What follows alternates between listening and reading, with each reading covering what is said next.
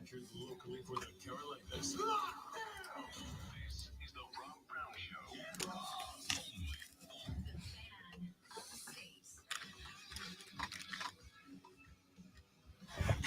Good morning.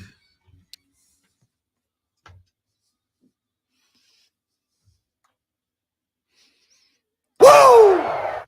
Woo! Yeah! Feel me? For real. Do you feel him, sir? I do. You got any more? And do another one? I'm just covering for you till you finally, get adjusted. I'm adjusted. I'm well adjusted. That's what my therapist keeps telling me all the time. You're well adjusted. It's not true. It's like what my chiropractor says. I was going to say, I thought you were going with chiropractor and there. Nothing else. Yeah. Ladies and gentlemen, welcome in. The Rob Brown radio program is on the air. This is the Fan Upstate. Good morning, everybody. Don't do it. No, don't need it. Nope. You son of a gun. Hello, America. Welcome into the Tuesday morning edition of the radio broadcast. I am Rob Brown. That handsome devil over there, that's the great one, Lonzo. Good morning, sir. Sorry. Good morning, sir. Good morning. Ugh. Lonzo is a superstar. Anyway, he's doing great, obviously. I am. I'm here and excited for another wonderful program. Yeah, let's have some fun, man. Listen, I'm still mad as hell. Like, that didn't stop. I'm not gonna just suddenly wake up and be like, I'm okay with everything. I'm not. I'm very upset. All right, America. I think that's correct. I think America is upset.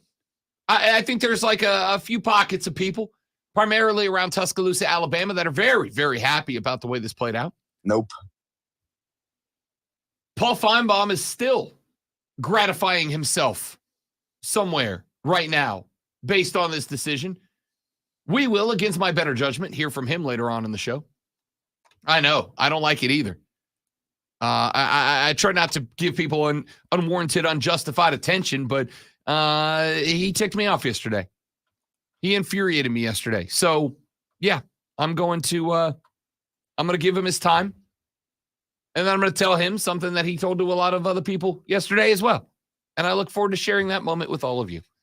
We, however, have a lot of other stuff to talk about. Ladies and gentlemen, the Cincinnati Bengals refuse to go away.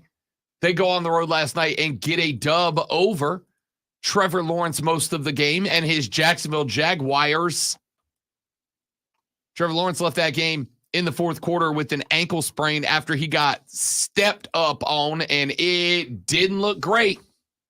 You ever been stepped on by a large man wearing cleats? It hurts. It's a true story. I have on the front of my right shin a scarzo about that long where I had a large dude step on my shin with baseball metal spike. You ever seen the metal spikes? Yeah. Yeah. Took a metal spike, went through the skin, and rubbed against the bone on its way through. And there's a big old scar there. And, yeah, it sucks. I had a fractured foot because a guy who took up 2 spots on the line decided to step on my foot. And I just started punching him until he finally pulled his foot up. Yeah. What position do you play? Guard, tackle. Yeah. Which one are you better at? No. Yeah. Guard, tackle. He was really wide. It sucks, bro. It is the worst, dude. The worst. All right, so we'll talk about that game last night. And because it is Tuesday, I will give you your NFL Power Rankings later on in the broadcast, the bottom 5 of the top 10 teams, according to me and nobody else. So that's coming up later on in the radio program. I have decided today, because we could all use a chuckle, I think, today, Lonzo, and I haven't decided exactly where yet. I'm thinking sometime in the 8 o'clock hour. I think we're bringing back Faces and Heels today. It's been a little while. It's been a hot minute since we did some Faces and Heels. So I think we'll light that back up later on in the show. Look forward to it. NBA. Yeah, I'm not. I thought that was, a done thing that we just decided that we weren't doing anymore when we moved the mornings. No, not at all. We've just been slammed up busy. No, nobody wants that. And now with the departure of college football as a weekly element of our lives, we return to one of America's favorite sports talk radio segments. We return to Faces and Heels. It's been a minute. Nope. It's a well responded to segment. Nope. All right. Nope. It is sweeping the nation. Nope. America is a big fan of Faces and Heels. So we'll bring that back later in the show. I don't care what you say. The NBA's in-season tournament is spectacular. Nope. I love it. I watched both games last night. I watched as the Pacers put away the Celtics. That's the top of the East getting knocked off in the in-season tournament. I watched as New Orleans Pelicans went on the road out to Sacramento and said, keep the beam dim, kids. The Pellies are heading to Vegas. Didn't even need a huge night out of Zion Williamson to get there. It was all B.I., Brandon Ingram, the most unsung American hero. Huge. Yeah, because he's fat. I get it. It's a fat joke. Which is rich coming from this show. The sturdiest sports talk radio show in the game. It takes one to know one. That's fair. I don't even blame Zion for loving Popeyes. You know who else loves Popeyes? Rob Brown loves Popeyes. It is the GOAT chicken establishment.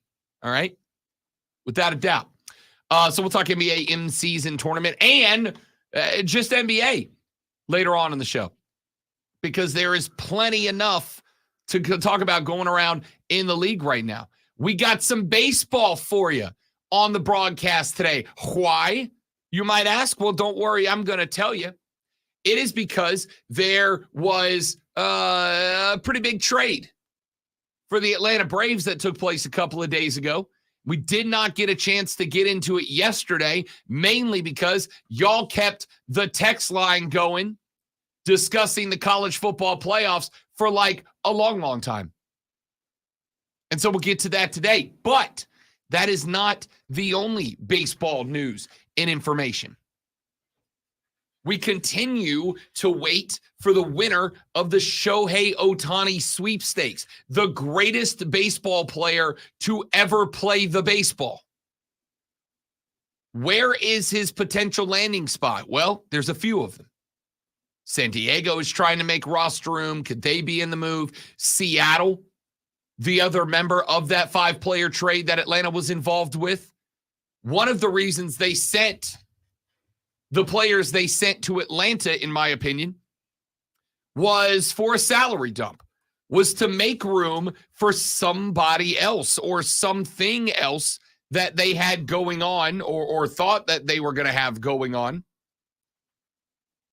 They made a salary dump, I think, in order to clear some spot in not just the roster, not just in the clubhouse, but in the coffers as well. And if that is the case, could that be a Shohei Ohtani landing spot? But there's one more spot, and I am going to tell you that I don't believe that it is going to happen. I don't think that it is going to happen. But a boy can dream, can't he? How about not the LA Dodgers? How about the Atlanta Braves as a potential landing spot for Shohei Ohtani? I don't think it's remarkably unrealistic. Shohei Ohtani has frequently and routinely said that winning and playing for a team that has sustained winnability is a big mark for him. I will tell you, based on the rosters, based on last year's performance, and based on the moves being made this offseason, I don't know that there are more than 2 or 3 teams that fit that bill more than the Atlanta Braves. Number 2, he said that he wants to get home to Japan easily. Well, There are like 4 major hub airports in America. You got one in New York City. You got one in Chicago, Illinois. You got one in Los Angeles, California. And you got one in, anybody who's ever flown from this part of the country knows, the ATL, Hartsfield. So what else is there left? Well, the last thing is that Shohei's camp has made it very clear that they would like to keep his business on the DL. They would like to do as much as they can do without it being front page news every 13 minutes. And they value a club, an organization that will work with them during the negotiating period to do that. Ladies and gentlemen, the Braves just made a move for one of the better outfielders in America. The Braves just made a move to bring in a young man that when he left Seattle, I've got a buddy who's America fan, a Mariners fan. We're all America fans. Well, let's hope so. A Mariners fan that was texting me after this took place and was like, I am very unhappy right now, Rob Brown. Take care of that kid for me. He's going to be something special. And we didn't know about it until that guy was already in Atlanta.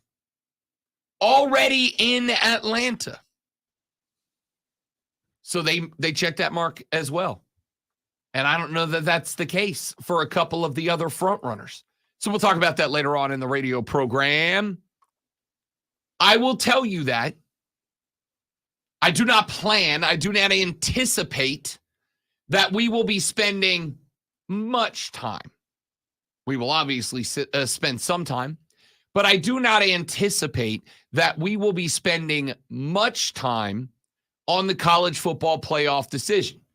Again, there will be some time spent on it. Why would it not?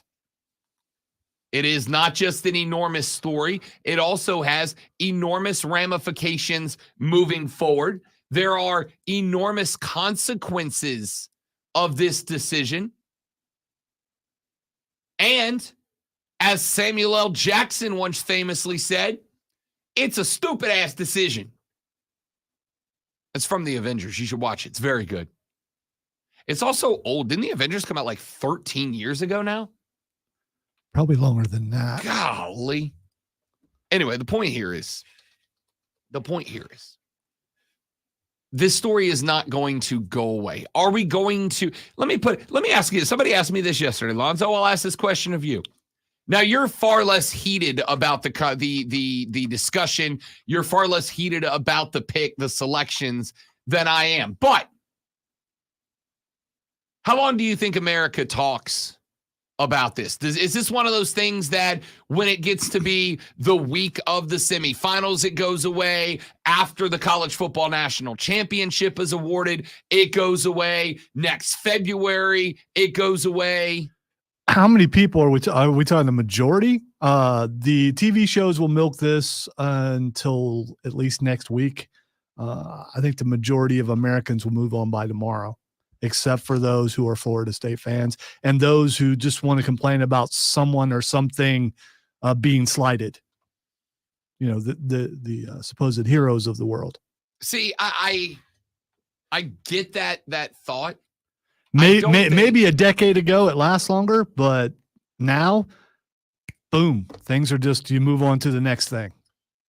I get frustrated, and this does happen to me quite a bit. I don't care.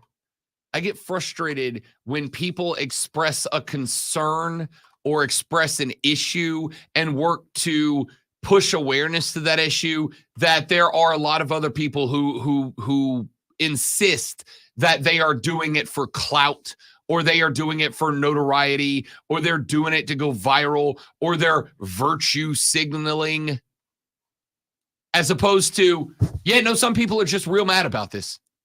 Some people are just real mad about this. This is supposed to be our safe haven from all the other BS. This is supposed to be the place that we go where things are just and right in the world of sports, where things are settled with a scoreboard and some grass. And that's not what happened. That's not what happened. I don't think it's virtue signaling to say they got screwed. The right teams got in. Next, whenever the playoffs start, we'll watch them. It'll be done. Because everyone knows that next year it's 12 teams. And whether this is manufactured or not, whether, the SEC paid to get in, all that. In the end, these 4 teams are going to play. They are the 4 best teams in college football right now. And we're going to – yes, they are. We're going to see – I think the majority of people think that they are the 4 best teams. Gosh, if only there was a way to know. If only there was a way to know. These are the teams. But there's not. These are the teams that were picked, and people are going to realize in another day or so, you can complain about it, but you can't change it. It doesn't mean you shouldn't talk about it. You can talk about how wrong it is, but you can't change it. We also know that it'll be fixed next year. So it was fixed ahead of time. Mm-hmm. I got robbed last week, but I got a security alarm going in next month, so it's okay. I mean, you can throw your analogies in there, but in the end, what does it change? Oh, it's not going to change anything. Right. But what you do is you make people aware of the situation now so that next time around, because this is not going to be the last time we have a controversial selection. For I think it will be, at least in the top 4. And here's the thing, when somebody or some people complain about how we're going to fix this, it's already been fixed. So it's going to be fixed next year. So this is an argument you only get to have once. So if you want to hang on to it for a while, that's fine, but you only get to have it once. Oh, I do. And I will. All right. We got to run to a break. When we come back here in just a minute from right now, we dive in head first, and we have got more than plenty of stuff to talk about on the radio broadcast today. There is, however, speaking of the Noles, there is a story that came around back in August that I think is massively influential in college football. And it's an off-the-field story, and it's one that I think Clemson fans are going to be keeping a very close eye on, because I think it picked up a lot of steam this weekend. And I'll tell you what that is next. I'm Rob. He's Lonzo. The Rob Brown Radio Show rolls on. It's the Fan Upstate. QC. All right, guys, real quick break for a live read, and then we're coming right back. Don't go anywhere.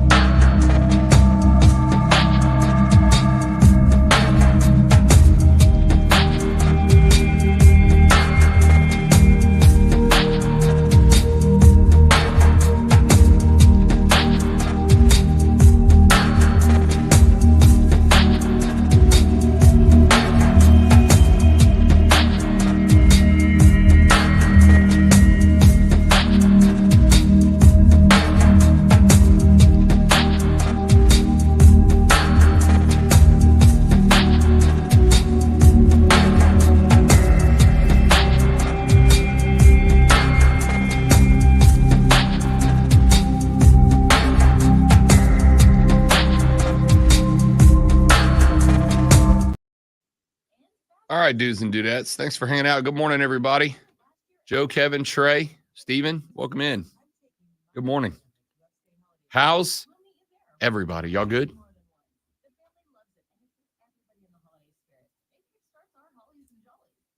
The Upstate Holiday Light Show at their new location, District Park, at the intersection of 123 and 153, is open now through December 31st. Enjoy the magic of the season with families, neighbors, and friends. For more information, visit upstatelights.com.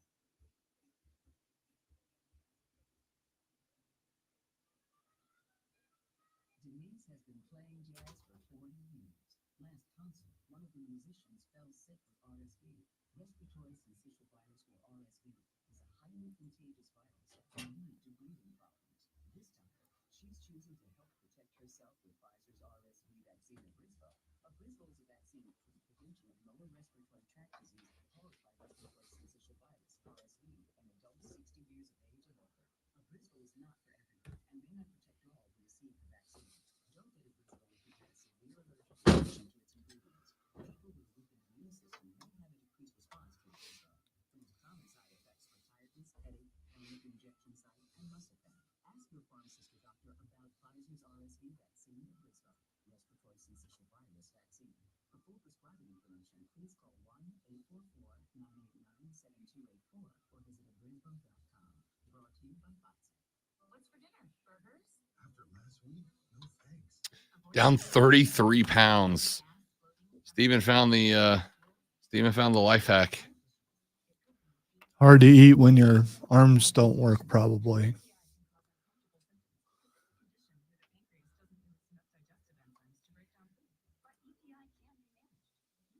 You have to forgive me, Steven, because I'm sure you told Lonzo, but do you have your arms back? Like, are you able to move them again? Or are you still casted up?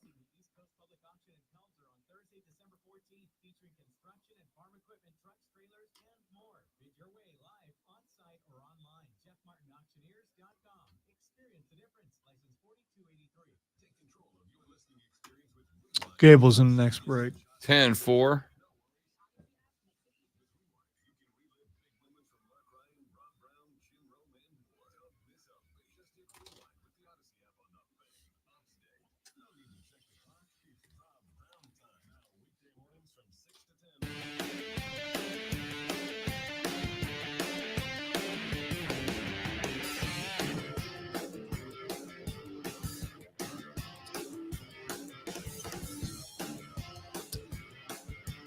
The Rob Brown Show is back on your radio. It is the Fan Upstate. Robin, the great one, the Weenus and Pitt Show rolls on. Hope you're having a lovely Tuesday so far. There was a story that went around back in August of this very same year. There was a discussion taking place down in Tallahassee, Florida. Now, back in August, this story kicked up. I was intrigued by it, but I didn't really see it going anywhere at the time. We brought it up ever so briefly on the show, but there wasn't a lot of traction behind it because I really didn't see this taking place. But with the decision of the playoff selection committee not to include Florida State, I gotta wonder if we are going to see some ramifications. We have already seen some big-time college football reporters that have been saying that the,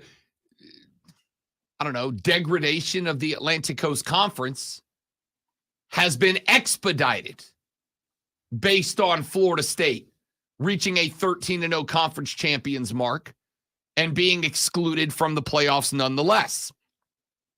So I want to take you back to this story because I will not be shocked, not if, but when this story starts making the rounds again, sooner rather than later.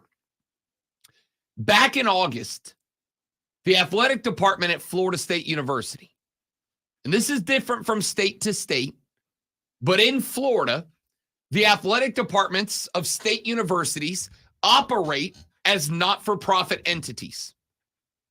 They are a not-for-profit that runs the athletics on behalf of the school. FSU, as a not-for-profit entity, began working with J.P. Morgan Chase with a goal of exploring how the school's athletic department could raise capital from institutional funds, including private equity funds, according to multiple people familiar with the plans. Private equity giant 6th Street jumped into conversations with Florida State that at the time felt like might possibly lead to private equity investments in the athletic department. Now, this came from Sportico, who does a pretty good job reporting on the business side of sports. And they got pretty hot and heavy into this conversation.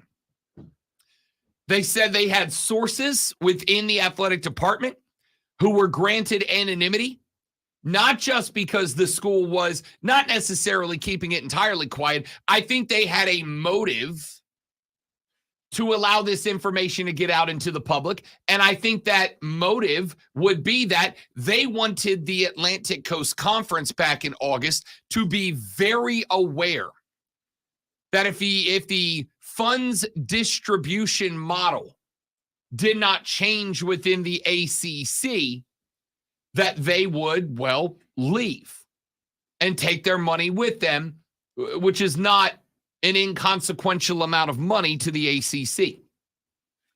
But at the same time, they didn't necessarily, I don't think, want the exact details getting out there, because I think this is likely something that Florida State would have wanted to be out ahead of. We would like to be the first ones in this new world. We would like to be the first ones that enter the era of private equity investments into public school athletic departments, because money makes the world go around.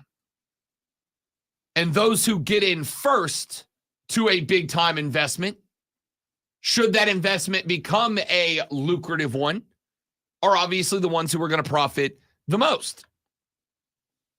The institutional money that we have seen enter the world of professional sports, I think, was something that we all thought in the past was likely not going to get its tentacles wrapped around college football. I think that the popular thought was that private money would never become a major player in college football. Now, obviously, private money coming from boosters would, right? Lonzo sends millions of dollars a year back to Columbus, Ohio to support the Buckeye program. Millions of dollars. It's frankly ridiculous. Yeah, and Ryan Day is still the coach. I don't get it. But there is a difference between that and, say, 6th Street getting involved. Now, we have seen private equity going into the NBA, going into global soccer, going into F1, going into golf. We have seen the Saudi Arabian Public Investment Fund getting into the game. There's always obviously been big money sponsors, but I am not talking about Netflix throwing its logo onto the practice jersey of the Bengals. I am talking about people treating athletic departments, teams, leagues, associations as if they are the investment, yeah? I am going to put money into F1 the same way that I would put money into a hedge fund run by David Tepper. Except instead of getting that investment back over here, I'm going to expect that this sport or team or whatever is going to grow in notoriety, is going to succeed, and I will get my investment back that way. According to Sportico, at the time, Florida State was considering a structure, quote, similar to many of those pro sports investments where commercial rights are rolled into a new company, the private equity fund invests in that entity and then recoups its money via future media and sponsorship revenue. That's how Silver Lake structured its investment into the New Zealand All Blacks rugby team and how CVC organized its $2.2 billion Spanish soccer deal with La Liga. Now, I'm going to be real honest with you. I'm dumb. I am, as many people very close to me will be more than happy to disclose to you, financially illiterate. Okay? I'm real bad with investment. I need to get better. I need to educate myself. I need to learn. I need to find a guy or a gal that I can go, here's my extra money this month. Please do good money things with it, because I don't know how to do the good money things. So I can't dive too super deep into how these deals work and how they're constructed and how they're orchestrated and how they're executed, because, again, I'm an idiot. But here's what I do know. What I do know is Florida State was obviously not shy in their desire to depart from the Atlantic Coast Conference. Florida State was not shy in making their request of the ACC known in order to generate a change that said, you are going to give us more money or we're going to leave. And we're going to take the money that we make for you somewhere else. And the ACC made some changes. Not a ton, but they made some changes. In this conversation, at least when football rolled around, this conversation slowed down a little bit. This conversation kind of backed off a little bit. Florida State stopped pushing so hard because, hey, it's football season and we'd like to focus on the game, please. And we did. Well, as I told you yesterday, Florida State and every other team within the ACC got told, and yes, I believe Clemson is in this group. Lonzo doesn't. There's no way to know until it happens. I believe that Clemson's in the group that just got told by the playoff selection committee, you're a second-tier citizen in college football. You are a lower resident in college football. Your college football is not as important as the other college footballs. We talked about the fact that all four teams in the playoffs are either SEC, Big Ten, or will be next year. But I thought about this last night, Zoe, and I went and took a gander here. That's not entirely, that is entirely true. But let's play a little game. Michigan, Big Ten. Washington, going to the Big Ten. Texas, going to the SEC. Alabama, SEC. Florida State, ACC. Georgia, SEC. Ohio State, Big Ten. Oregon, going Big Ten. Mizzou, SEC. Penn State, Big Ten. Ole Miss, SEC. Oklahoma, going to the SEC. LSU, SEC. You got to go all the way down to number 14 before you find the second, not including undefeated Florida State, before you find the second college football team that is not a member of the Big Ten or the SEC when next season kicks off.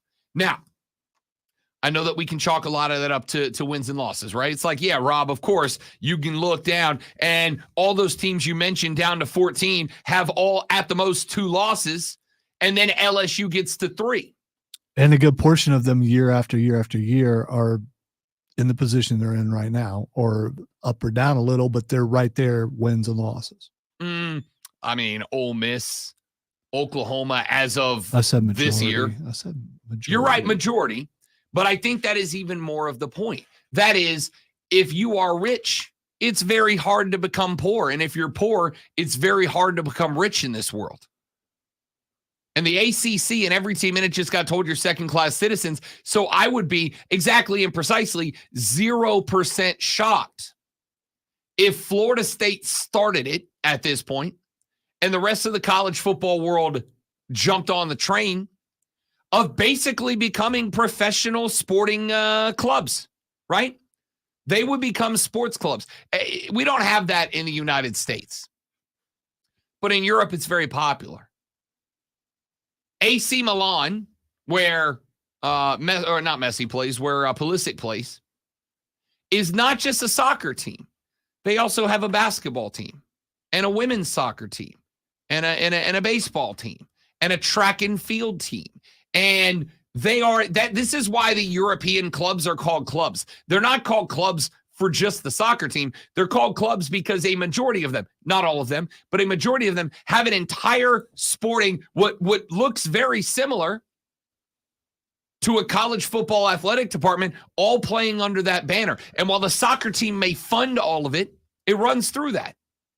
That is going to, I think, that is going to be the future model in college sports. I think the wagon has been tipped. This is now a professional sporting world. And some of you are going to go, Rob, it has been for a while. Lonzo is one of those people. And I get that. But I think this is the nail in the coffin that finishes the argument. The fact that a major D1 blue blood nationally recognized program like FSU said, we're going to take private investments, private equity investments, potentially from major financial institutions who will then have at least some level of control over the athletic department so that we can get ourselves a chance. Because I think at this point, you can pretty much rest assured that as much as we want to say the best 4 teams or the most deserving 4 teams, I think there is at least some fraction of it that is also the most entertaining 4 teams, the most compelling 4 teams, right? What teams are going to give us the most compelling, competitive playoffs? That's what those people in that room on Saturday night were trying to figure out.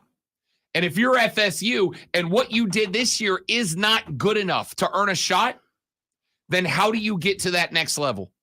And especially, how do you get to that next level if you cannot find a way out of the Atlantic Coast Conference for 13 more years? Well, the only answer is we got to figure out a way to make up that $30+ million a year that the SEC and the Big Ten schools are getting.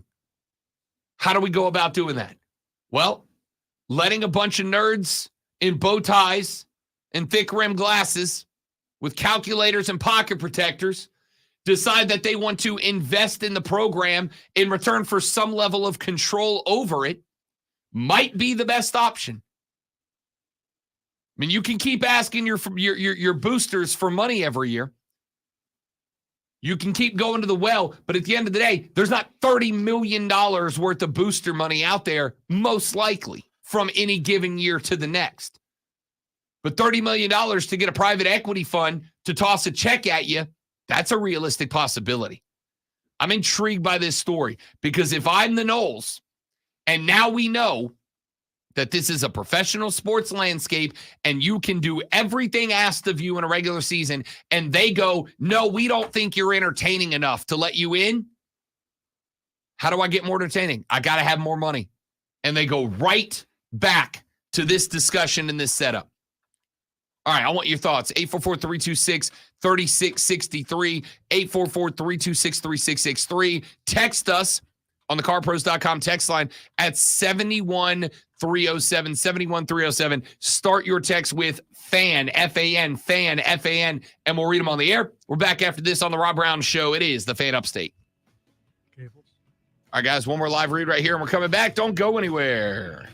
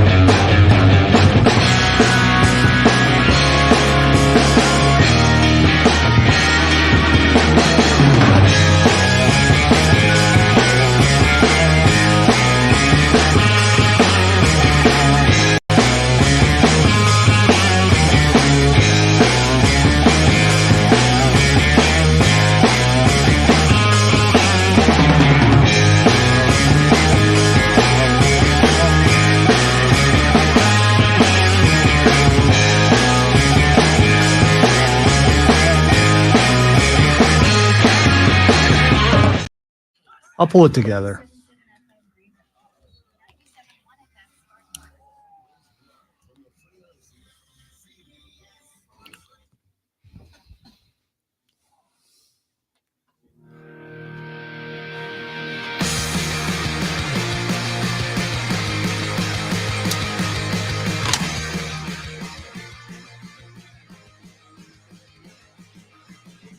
All right, away we go. The final segment of this hour of the Rob Brown Radio Show.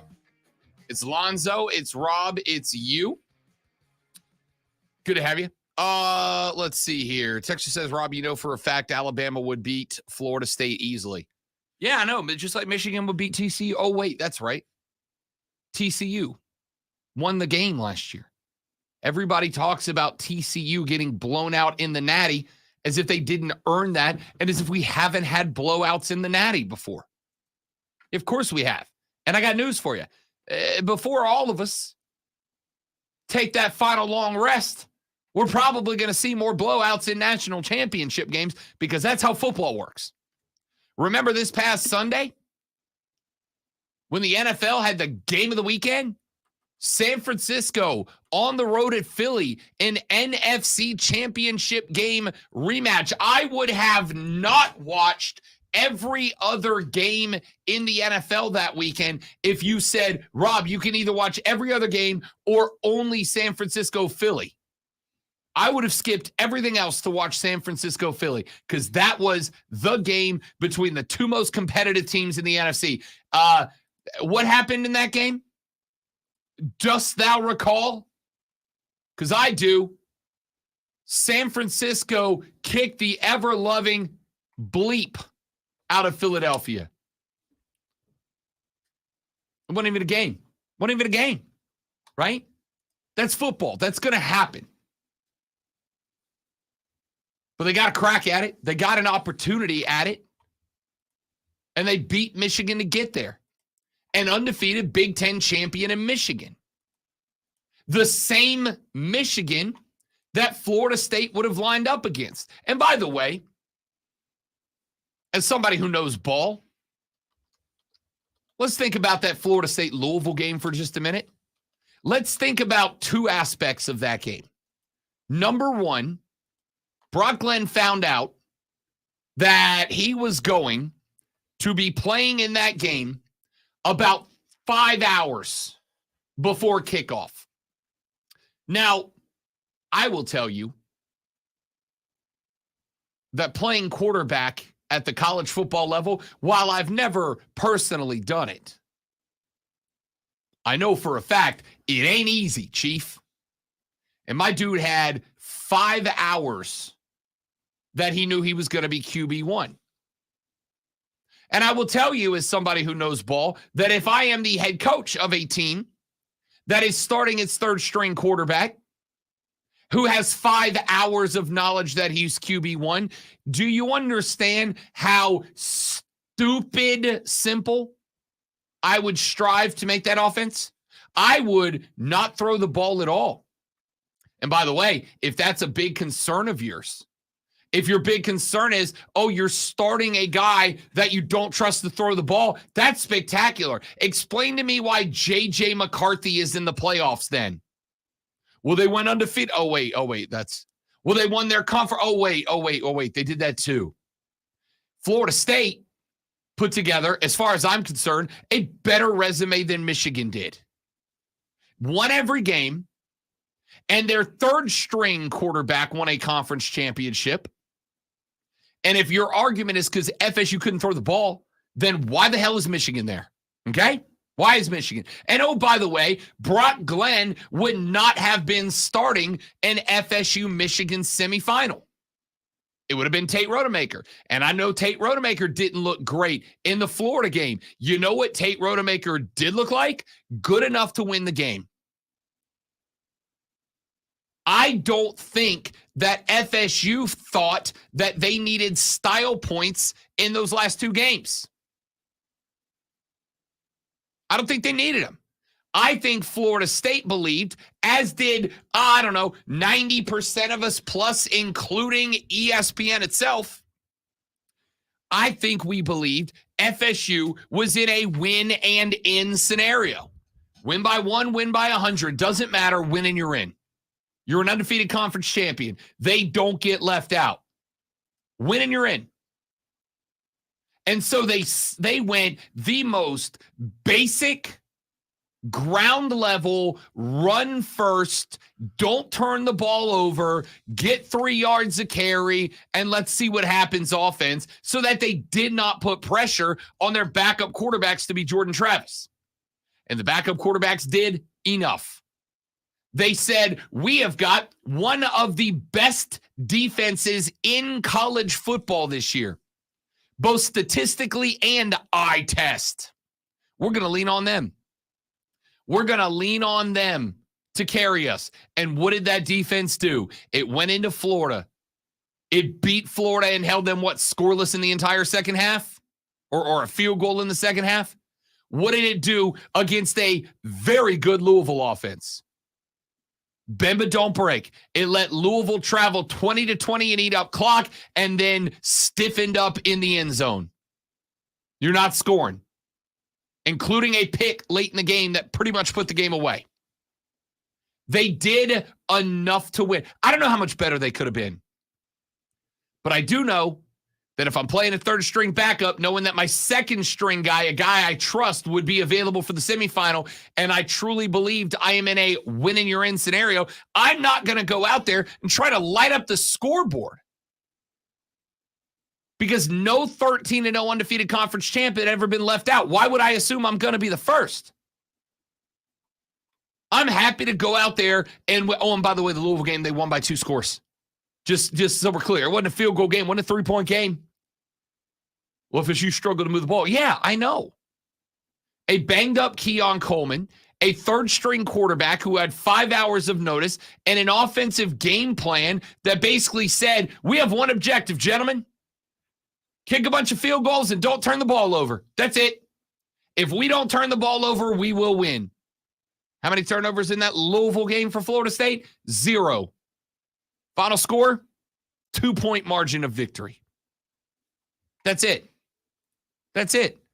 So you can hit me all day with what you believe would happen when Alabama plays Florida or when Michigan plays Florida State.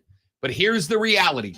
What you are telling me is the hypothetical games in your brain are more important than the game on the field. That's what you're saying. The game that I play in my head between these two teams is more important than what they do on the field. Is that what I've hated this phrase for a very long time. This phrase is something that has spurred many a fight between friends and colleagues and myself. Because every time somebody says it, I hit them with the okay, boomer. Is this what we want college football to be? When the portal opened up, is this what we want college football to be? When NIL became a thing, is this what we want college football to be? You used to drive me up a wall. But I will ask that question without reservation and without hesitation. When you tell me that the games that you are playing inside of your head, your imaginary hypothetical results that you think would happen are more important than what did happen. Rob, I think it's more important that Vegas says 2.5 or 5.5 or 7.5 point favorites than letting it actually play out and find out. Again, Oregon was a 9.5 point favorite over Washington, a 10-point favorite over Washington. You know what I'm real glad the committee didn't do? I'm real glad the committee didn't do what I did and go, Oregon is a better team. Oregon's going to beat Washington. Oregon is a big favorite. So let's just give them the Pac-12 championship and send Oregon to the playoffs. But they didn't do that, did they? What did they do? They said, go to Vegas, get on the gridiron, play 60, and let's see what the hell happens. And what happened?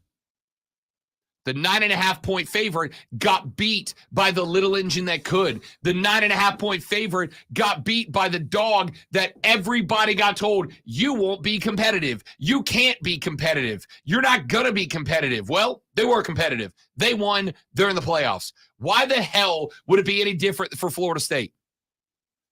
Why not? Because I said so in my head. Because my imaginary football friends in my head said so. All right, cool. Cool. Good story, bro. If that's what you want to lean on. I am Rob Brown. This guy over here, the guy who is about to just jump and put raw sensuality in your ears, is the great Malonzo with the Sports Flash. Wow. He's right. A weird one. He's right, though. I'm tag on sexy. There was a big upset in Monday Night Football last night as the Cincinnati Bengals beat the Jacksonville Jaguars 34-31 in overtime. Trevor Lawrence left the game with a sprained ankle after a 22 of 29 start with 258 yards and 2 touchdowns. Bengals rookie Jake Browning went 32 of 37 for 354 yards and a touchdown, while the Bengals ran for 156 and 3 touchdowns. Bengals ain't done yet. Your Heisman Trophy finalists are set. Oregon's Bo Nix will be in New York, along with Washington's Michael Penix Jr., LSU's Jaden Daniels, and Ohio State's Marvin Harrison Jr., the only non-quarterback invited. We are your home for Furman Paladins. Tune in Friday night as the Paladins playoff continue. Furman takes on Montana at 7:30.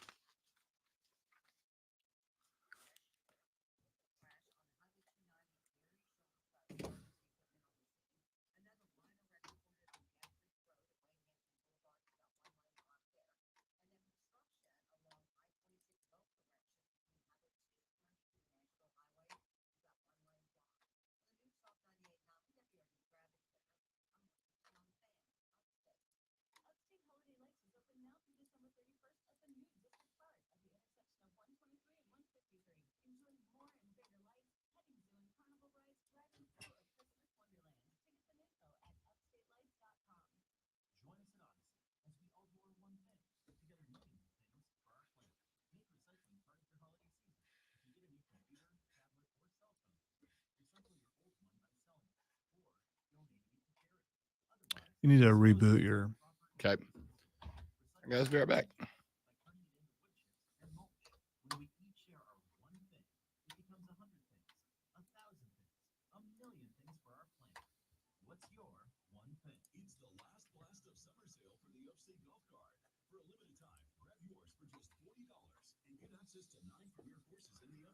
Wonder if you got something going on in the background or something that's overtaxing it. The fact that it's happened the last 2 days.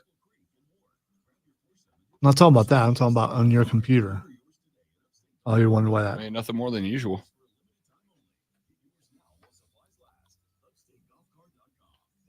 All right. Is this better? Yes. Talking.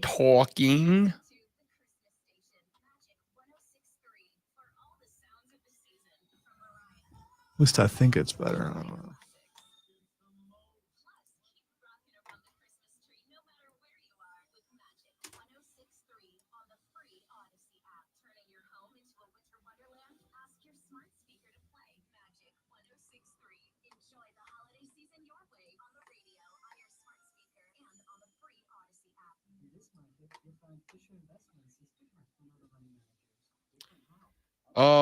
I think I'm gonna go. It's late, but I think I might go down to Clemson for the South Carolina Clemson basketball game tomorrow night. Well, as long as there's not construction going on, it shouldn't be too hard to get there and get back. Let's see if I can get a press pass in time.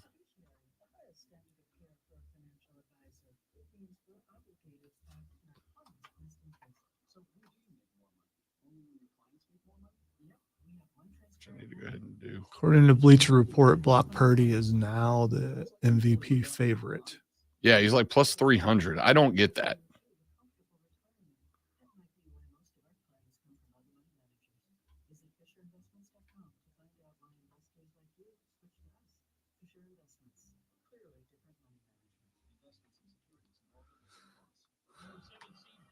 headed to the FCS playoff quarterfinals at number 2 seed Montana on Friday night. Kickoff at 9 p.m. Eastern. We begin with the Pepsi countdown to kickoff at 7:30 p.m. That's Friday night on the Fan Upstate.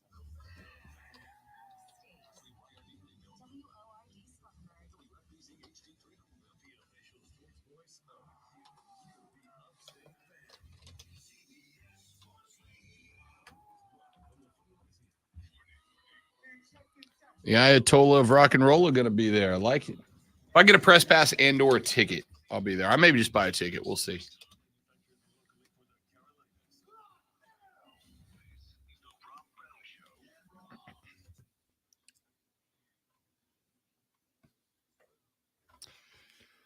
Second hour of the show underway. The Rob Brown radio program is live right here on the Fan Upstate. I am Rob Brown. He is the great one, Alonzo.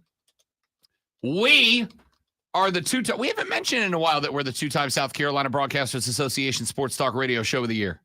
Should probably mention that more We often. probably should. It doesn't get old, not for us. Not at all. It will get old when we get a third. No. It only gets old for the competition. Well, no, I mean, it'll literally get old to say two-time because at that point, we'll be three-time. That is a great point. You're right. Did we set ourselves up like coming too hot out of the gate, winning a couple in the first 3 years? Like, did we go too hard up front? Did we like burn out our career much early? Much like the Kansas City Chiefs, that the one they lost, that still burns me. The one. Yeah, I was not happy about that. Yeah. I was not happy. And not even not winning it, because there's some really good radio shows in the state.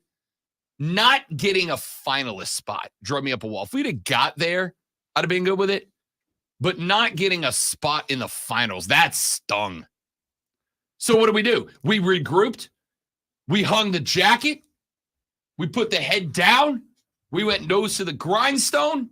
And we got back and got the next one. It's like not getting invited to that party, that big party that happens every year, that you're always there and then you don't get to go. Yeah. It's like when Julie from math class doesn't invite you to the pool party, but everybody else caught the invite. All it makes you want to do is like fix the world. But all you can do is look inward and work on yourself. Look at Julie now, though. Whatever, Julie. Julie sucked. Her and Beef should have got together. They'd have made a great duo of terrible people. How do we know they didn't? Oh, I know. You know who Beef got with? Everybody's girlfriend. That's who Beef got with. All right.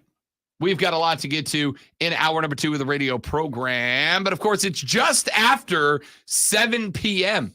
You're inside an hour until you're on the clock. And when you get there, like every other day, you're going to go stand around the water cooler. You're going to go talk some sports with your coworkers. And in order to do that, you're going to need this. Are you ready for the playbook of the peculiar, the almanac of the absurd, and the encyclopedia of the extraordinary? Well, you better be, because we're diving headfirst into the 3 top stories that will have your coworkers saying, You hear that? Whatever. take their first bathroom break. No. Here we go. Welcome to the water cooler cheat sheet on the Fan Upstate. The water cooler cheat sheet, the 3 things you need to know before you go start talking sports with your coworkers on this beautiful, glorious upstate Tuesday morning. Let's begin with the sporting event that all of you have been fascinated by, enthralled with, captivated by. Item 1 is, of course, your NBA in-season tournament. Quarterfinal round is underway. We had an East and a West game last night. We'll have an East and a West game this evening. We start with the Eastern matchup last night as the Indiana Pacers knock off the Boston Celtics 122-112. There were 2 players for the Pacers who got to 20 points. There were, however, 7 players who got to double digits. Tyrese Halliburton led all Pacers with 26. He also had 10 boards and 13 assists in that game. And by the way, 0 turnovers. Tyrese Halliburton, now one of the 3 youngest players in NBA history to have a 25-point triple-double with no turnovers. I love how specific we can get with stats nowadays. This guy is the 6th youngest player to score exactly 24 points on a Tuesday night while wearing Red Sox.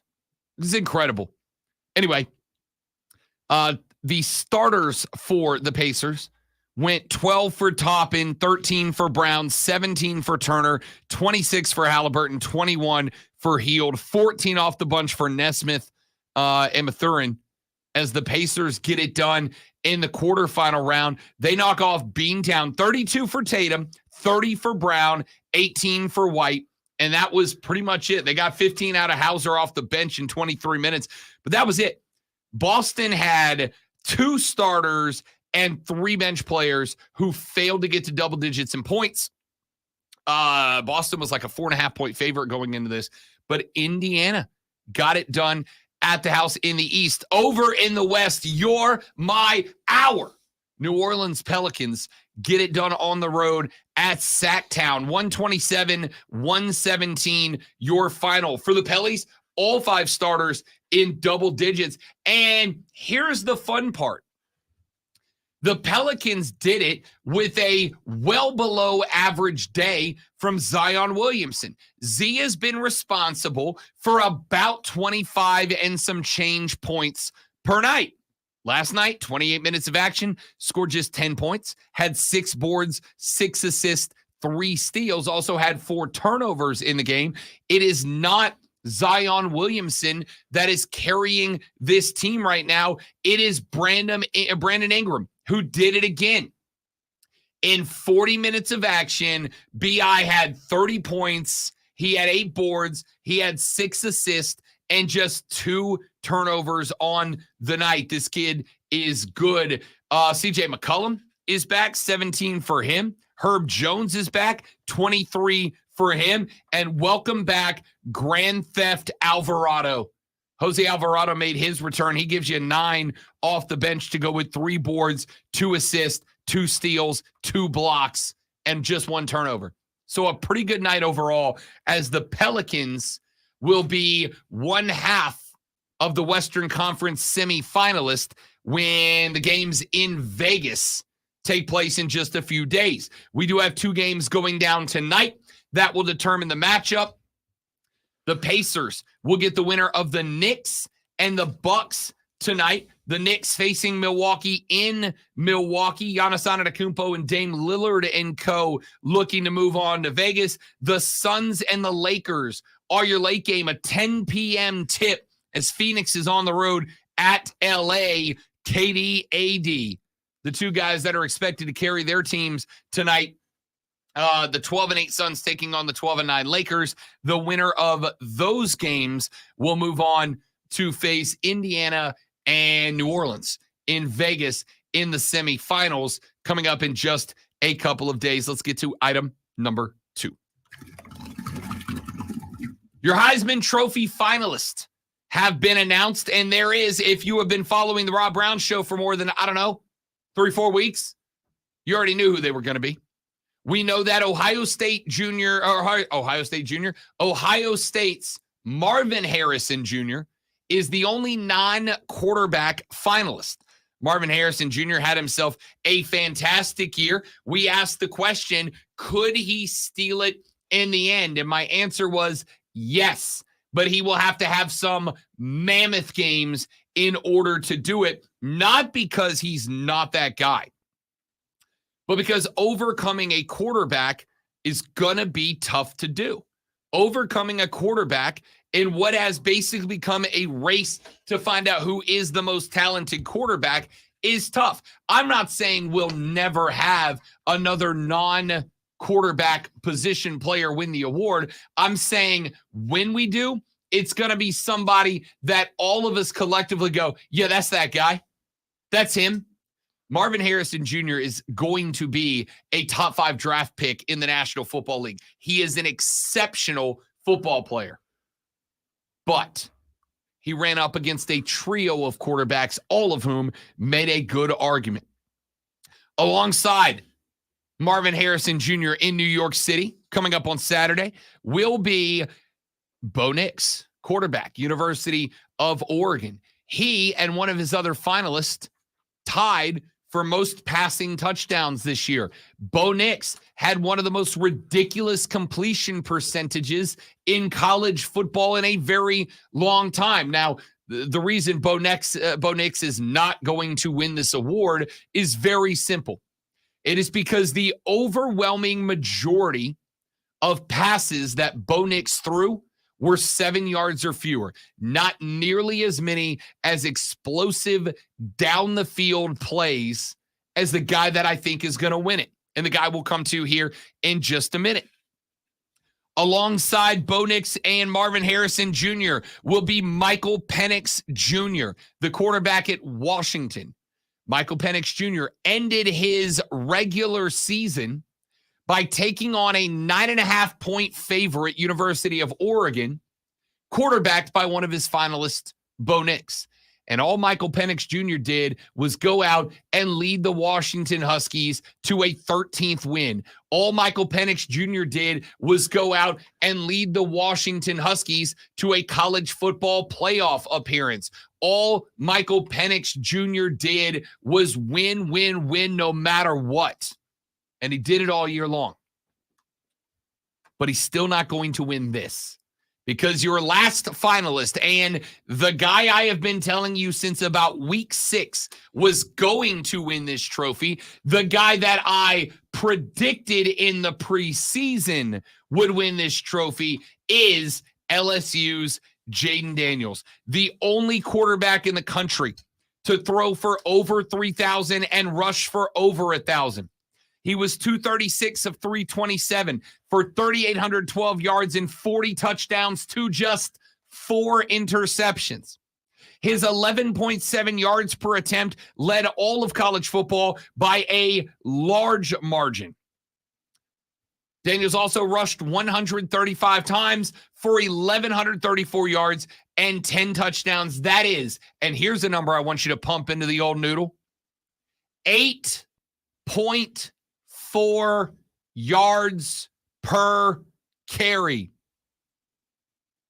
That is the best average of any player in college football with more than 100 rushing attempts. It is a remarkable number. And by the way, you've got to keep in mind with his 1,134 yards, sack yardage counts against your rushing total if you're a quarterback. If you were sacked for a 7, 8, 9, 10, 11, 12 yard loss, those yards come out of your rushing total. And yet he still racked up over 1,130 yards. That's a stupid number. Jaden Daniels is your Heisman Trophy winner. He was my preseason prediction. I'm very mad at myself for not taking a flyer out on that because I would have nailed it at like 12-1. He is your preseason pick from me. He was your week 6. This guy's going to win it. And coming up this weekend, he will. We'll keep an eye on that. Let's go to item number 3. You know, we talked a little bit of basketball earlier in the show at the professional level. Ladies and gentlemen, it is just about time to shift gears and start including a little college shooty hoops into the mix as well. There's 2 aspects of this I want to talk about. The first is I want to talk about both Clemson and South Carolina.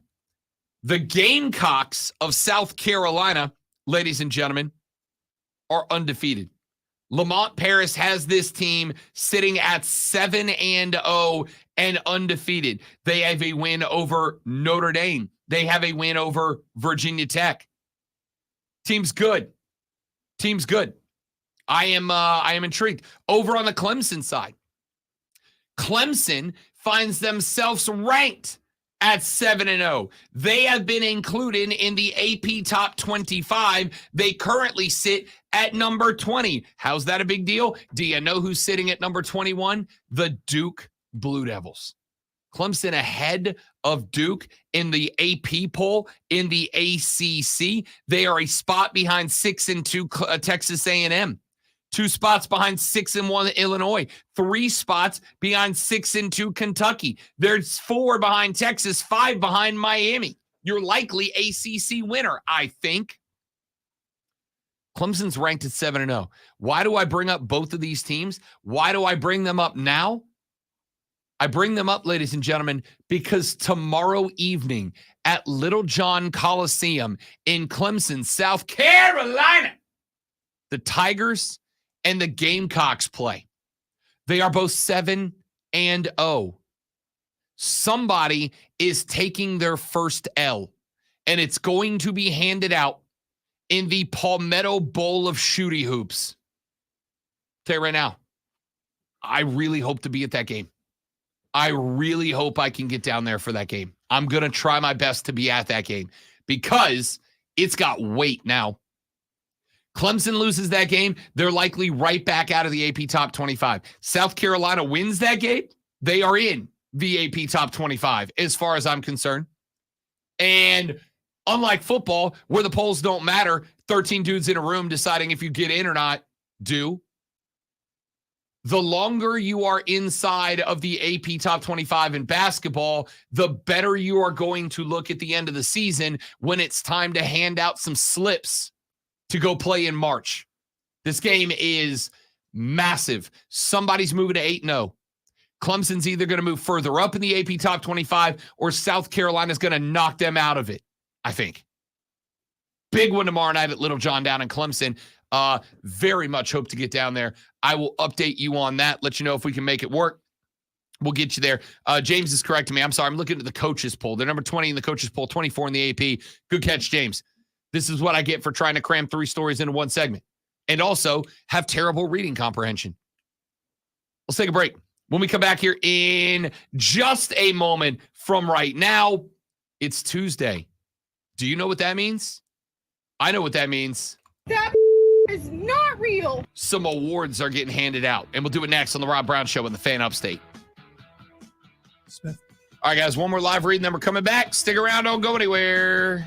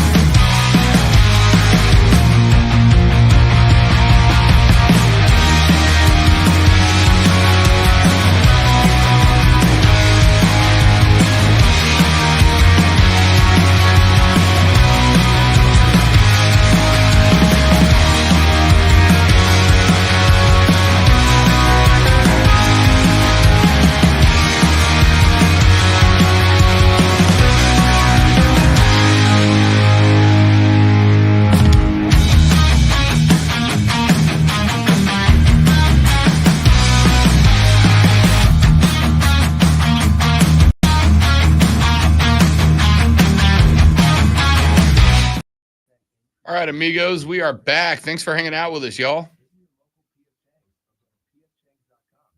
How the heck is everybody?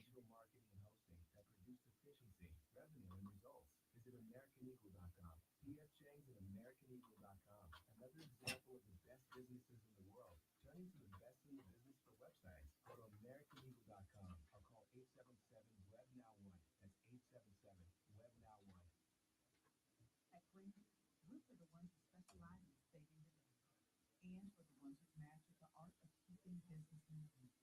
We offer industrial grade supplies for every industry, with same-day pickup and next-day delivery on most orders. All backed by real people ready to help.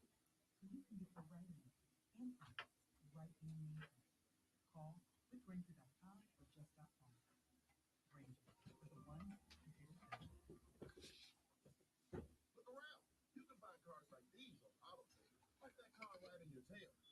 Or if you're tailgating right now, all those cars doubling as kitchens and living rooms are on AutoTrader too. Are you working out and listening to this ad at the same time? Well, multitasking pro. Cars like the ones in the gym parking lot are for sale on AutoTrader. New cars, used cars, electric cars, maybe even flying cars. Okay, no flying cars, but as soon as they get addicted, they'll be on AutoTrader. Just you wait. AutoTrader. All the business in Jacksonville.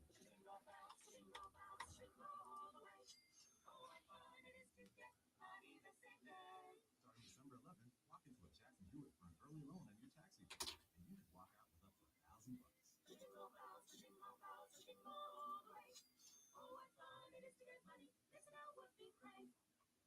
Appointments go fast. Book yours now at jacksonhewitt.com.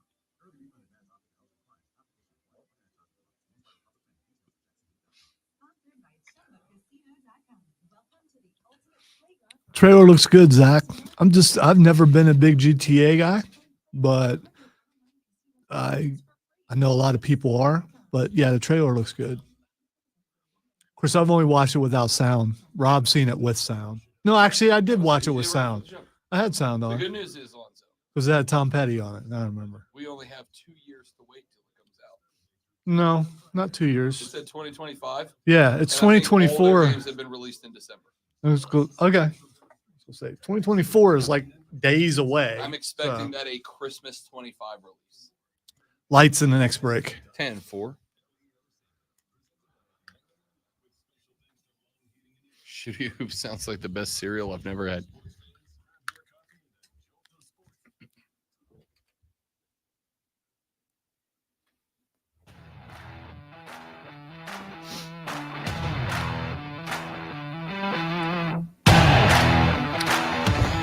The Rob Brown Radio program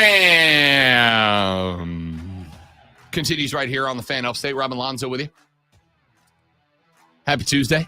Good to be with you. It is Tuesday. A couple of things happen on a Tuesday. Later on in the show, we're going to bring back Faces and Heels because I want to. So does Lonzo. He told me before the show. Big fan of Faces and Heels. Yeah. Big fan. I said, hey, Rob, we haven't done this in, I don't know, Yep. eight months or something like that. Why not? Why did you take away this fine portion of the program from the people? And Rob has declared that he's bringing it back. I am. And you're all welcome. I look forward to it greatly, immensely even. So.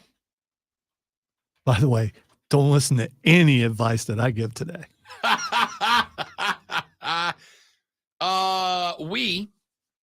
We'll do that later in the show. But before we get there, the other thing that we do every Tuesday is Lonzo and I hand out some hardware. We hand out your TMFINR awards. We ask who had a performance that was absolutely unreal. And we start in college football. Back last Friday night, we had the Pac-12 championship. The Huskies of Washington, 9.5-point dogs, 3-point winners. 34-31 is your final in that one. And you might think, well, obviously, Rob, Michael Penix Jr. would win. I mean, he had a night, 27-39, 319, a touch and a pick. You'd think so, but that's not the case. It is going to Dylan Johnson, the running back from Washington. Why? because the goal for the Huskies was not just score, but it was keep Bo Nix on the sideline. And it is easy to do that when you have a guy run the rock 28 times for 152 yards and a pair of touchdowns. Dylan Johnson That is not real. had an unreal performance. Let's move on to the Conference USA Championship, where the Liberty Flames moved to 13-0, earned themselves a New York. Why do I keep doing that? Why do I do that?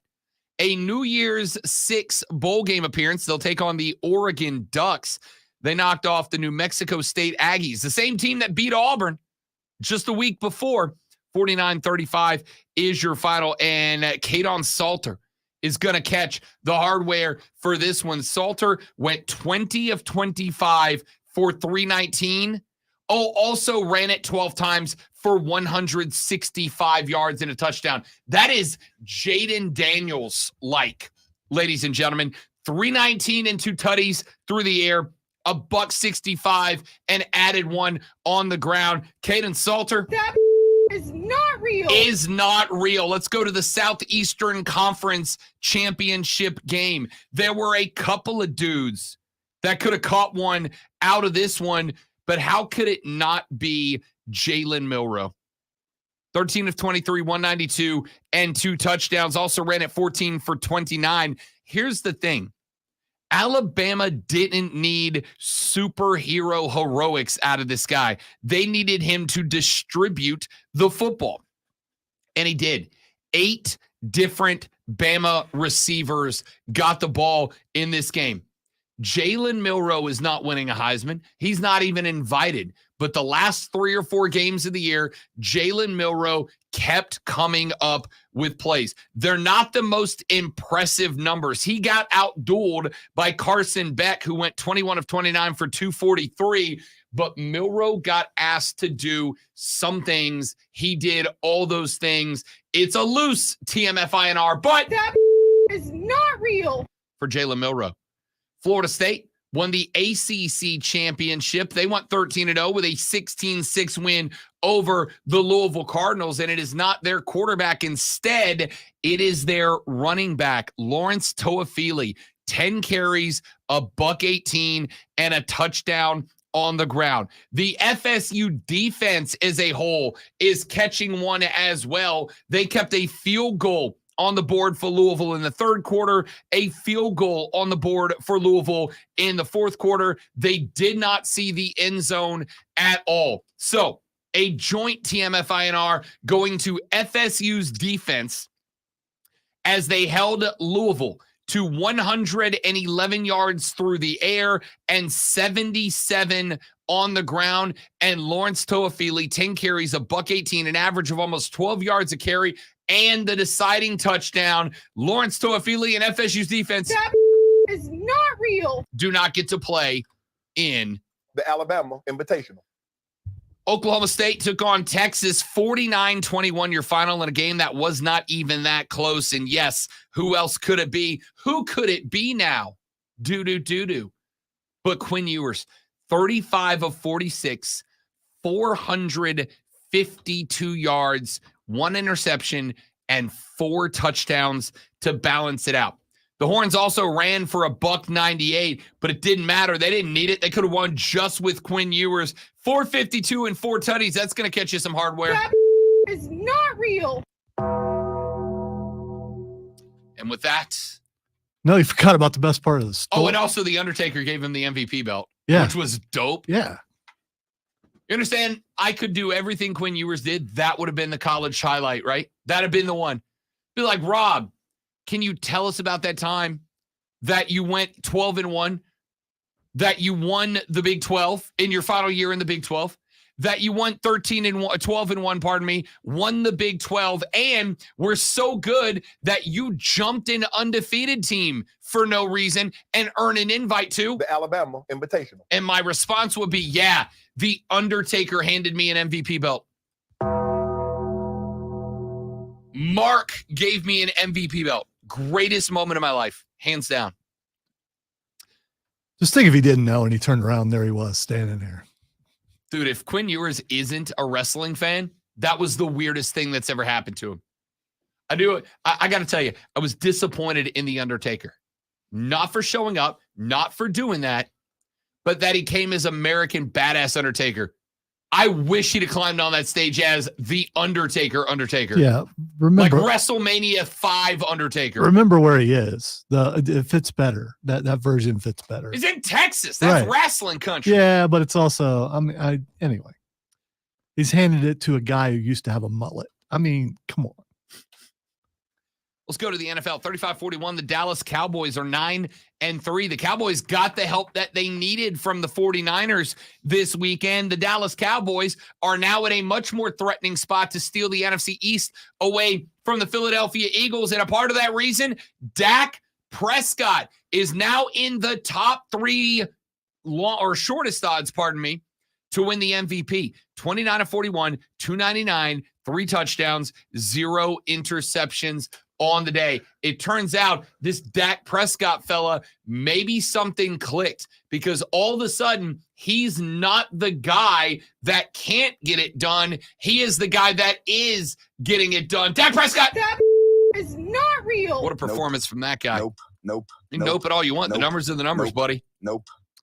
31-28, your final is the Indianapolis Colts knock off the Tennessee Titans. Just 55 yards of rushing for the Indianapolis Colts. It was not the rushing tutties they needed. It was the 312 yards and 2 touchdowns tossed Lonzo by the mustache.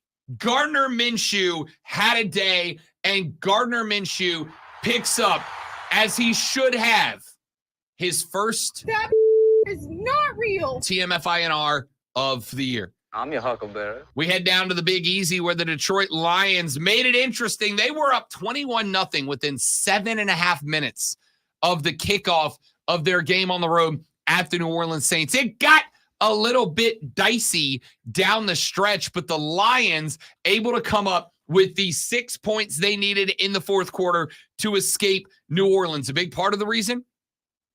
If I told you a guy had 9 snags for $140 and a tutty, you would assume that it was what? Amon St. Rob Brown. It was Josh Reynolds. It was Jamison Williams. It was somebody out of the wide receiver court. Nay, my friends, it was the big boy, Sam Laporta, the rookie tight end, doing his best Rob Gronkowski impression. Sam Laporta, 9 snags, $140 and a touchdown. He went 9 for 9 in the target/reception ratio. Sam Laporta. That is not real. And also, by the way, he's a rookie. He's a rook. Do you see what happens to your team when you draft well, America? Do you get it now? Were you speaking specifically to Carolina or America? No. Okay, Definitely America. You're talking about, okay. America. Definitely America. 24-10 as the Arizona Cardinals get the upset over the Pittsburgh Steelers. Now, Kenny Pickett got knocked out of this game. They got to go backup quarterback. It was kind of ugly for the Steelers down the stretch. But at the same time, that was win number 3 for the hapless Cardinals. And James Conner has got to catch the TMF INR awards. 25 carries, 105 yards, an average of up over 4.2 yards per carry. And he stuck it in the end zone twice. They won by 14. James Conner. That is not real. Brings a TMF INR to the Arizona Cardinals. Let's go to Miami at Washington, 45-15. This game was 17-0 by the end of the first quarter. 14 more on the board, 30-7 at halftime, and the Dolphins were just toying with their food down the stretch. And there are names we could give it to. We could give it to Tua Tagovailoa, 18 of 24, 280 and 2 tutties. We could give it to Devon Achane, 17 carries, 73 yards and 2 touchdowns in his first game back. But you know who we got to give it to. The Cheetah, 5 catches, 157 yards, 2 touchdowns. Tyreek Hill should be above Brock Purdy, should be above Dak Prescott, should be above everybody except Christian McCaffrey, because Tyreek Hill. That is not real. catches his next TMFINR. I'm surprised you didn't give it to Tua because I haven't heard it, but I saw a clip where he actually played Tears in Heaven on guitar. I did on the Manningcast last night. Yeah, so I mean, it was really good. That alone should have got him something. My favorite part, if you're not watching Manningcast, I don't know what to tell you. They had Tua on last night. They had Ocho Cinco on last night. I think it would have taken Kay away Adams. from what probably was a really good game, but you know. Oh no, it didn't. They're great because Peyton and Eli are in the game. Like they are emotional about the game. This is not two dudes going, all right, 6-yard pass there. There was one spot where there was a beautiful first down pass from Browning outside to Chase, and he just dropped it. And Peyton like got up and left the couch. He's like, if I throw to you a ball like that and you drop it. Oh, it was hysterical. Loved it. And then they brought on Tua and asked Tua to play a little guitar. And then Eli and Peyton both broke into song on the broadcast. Phenomenal. With, of course, the delay of multiple in and out videos. Yeah, I changed my mind. I'm not sure I want to watch that. So good. If they're singing, I probably don't want to hear that. It's probably not that good. Tua, Peyton, and Eli. That is not real. Why not? The Houston Texans knock off the Denver Broncos. The Broncos were on, what, a 5-6 game winning streak at that point? They look kind of scary there for a stretch. And the Texans got it together. And I would love to give it to C.J. Stroud, 16 of 27, 274 and a tutty. I don't think you would, but go ahead. I would. If you think I'm not enjoying watching C.J. Stroud play, you're wrong. I am. You appear to be some sort of hater. Not at all. I literally just said I love watching the guy play. I'm enjoying the success. But Nico Collins, 9 catches, $191, and a touchdown. Nico autoplay on this stupid website. Nico Collins, 9 grabs, $191. He averaged 21.2 yards and then had a touchdown. I don't know what to say. That is not real. Oh, that's what I should say, because he is. San Francisco taking on Philadelphia, 42-19 your score. It was the most hyped game of the weekend. It ended up being an absolute snoozer. And part of the reason, Brock Purdy. Not your MVP as far as I am concerned, but he was the MVP of this game. How about 19 of 27, 314 yards, and 4 touchdown tosses for Brock Purdy. You still had 93 on 17 for Christian McCaffrey out of the backfield, who should be your MVP. You had 4 snags for $116. You know what? Let's make it a joint award. Deebo Samuel, Christian McCaffrey, and Brock Purdy all that is not real. Catch a TMFINR awards as the 49ers say, we are the best team in the league because of us 3 dudes. I'm glad the term, triplets has been retired, because, a decade ago, that's what they'd be saying about those 3. And I got tired of that with the Aikman Smith. Yeah, Irvin. it was so annoying. The triplets. Yeah, I don't like it either. The San Francisco 49ers are the best team in the National Football League, and right now, it doesn't look particularly close. We'll talk more about that, because coming up in the next hour, we've got your NFL Power Rankings. And guess who's at the top? But we got to finish these. 27-19 Sunday Night Football. The Green Bay Packers knock off the Kansas City Chiefs and announce that they refuse to say die either. They drop the Chiefs to 8-4. They go to 6-6. I don't know if they're going to catch Detroit, but it's fun to watch them try. And for a dude who got absolutely on all the way up until game time, Jordan Love had a night. 25 of 36, 267, and 3 touchdowns. He did, and I don't say this lightly because I'm a big fan of this guy, but Jordan Love did everything better than Patrick Mahomes, except have receivers dropping footballs. Don't you disrespect. Actually, disrespect, because it's motivation, and they might need some motivation right now. Because somebody let Travis know what I said. Yeah, I'll do that. Yeah. I'll text him later. Jordan Love catches a TMFINR award, and then you didn't give him one, though. Jordan Love? Sorry. You didn't play it. That Here, I'll give him 2. real. That is not real. There you go. Jordan Love, you get 2 TMF INRs, not just 1 for having a heck of a day, but 2 for beating Patrick Mahomes. And finally, last night, Monday Night Football, 34-31. Your final is the Bengals go on the road and upset the Jags. The same weekend, the Texans win, the Jags lose. And ladies and gentlemen, there is just a single game's difference between the Jags and the Texans. And that series is 1-1. So it's a straight up race to the record. By the way, Cincy, you see what happens? You take the orange out of your uniform. You take the orange out of anything, you're going to do a lot better. The white Bengal Tiger uniform is still, it's my favorite. Trevor Lawrence had to leave this game with a sprained ankle. 22 of 29, 258, 2 touchdowns. Good day. Good day overall. Evan Ingram, 9 grabs, 82 yards and a touch for the Jags. That's not bad. But you all know who's catching the TMF INR for this. And listen, it should be Jamar Chase, 11 grabs, a $149 and a tutty in this game. It should be, but it can't be, because it has to be Jake Browning, a rookie out of Washington on the road in Duval, the butthole of America. And he goes down there and takes on a division leader. And Jake the Snake, the rookie Browning, goes 32 of 37 for 354 and a touchdown. Who the hell needs Joe Burrow when you've got Jake That is not real. Browning under center? Atta baby. Back after this on the Rob Brown Show. This is the Fan Upstate. Lights. All right, guys, one more quick live read and we're back. Don't go anywhere.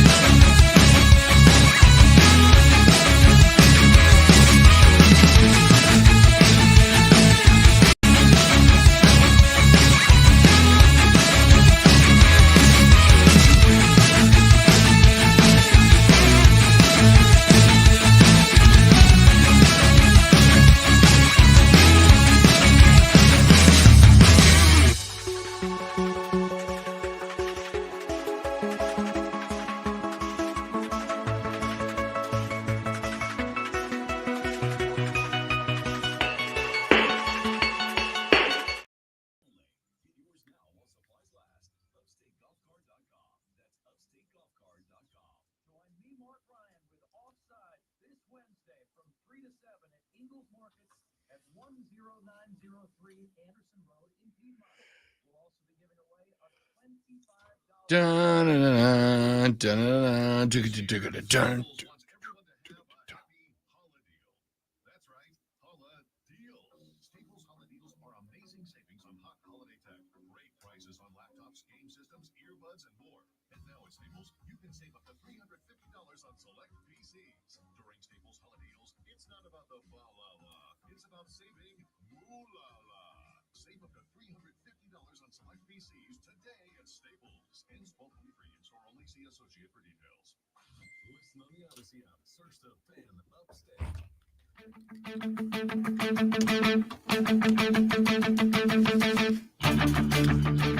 The Rob Brown Show carries on. It is the Fan Upstate. I want to both give and not give Braves fans a false sense of hope here. But there is growing smoke around the rumor that the Atlanta Braves may be one of the finalists in the Shohei Ohtani sweepstakes. Now, do I think the Braves are the favorite? Not at all. Not at all. But I think they've got some things going on right now. I think they've got some things that they can discuss right now that make them a contender for consideration.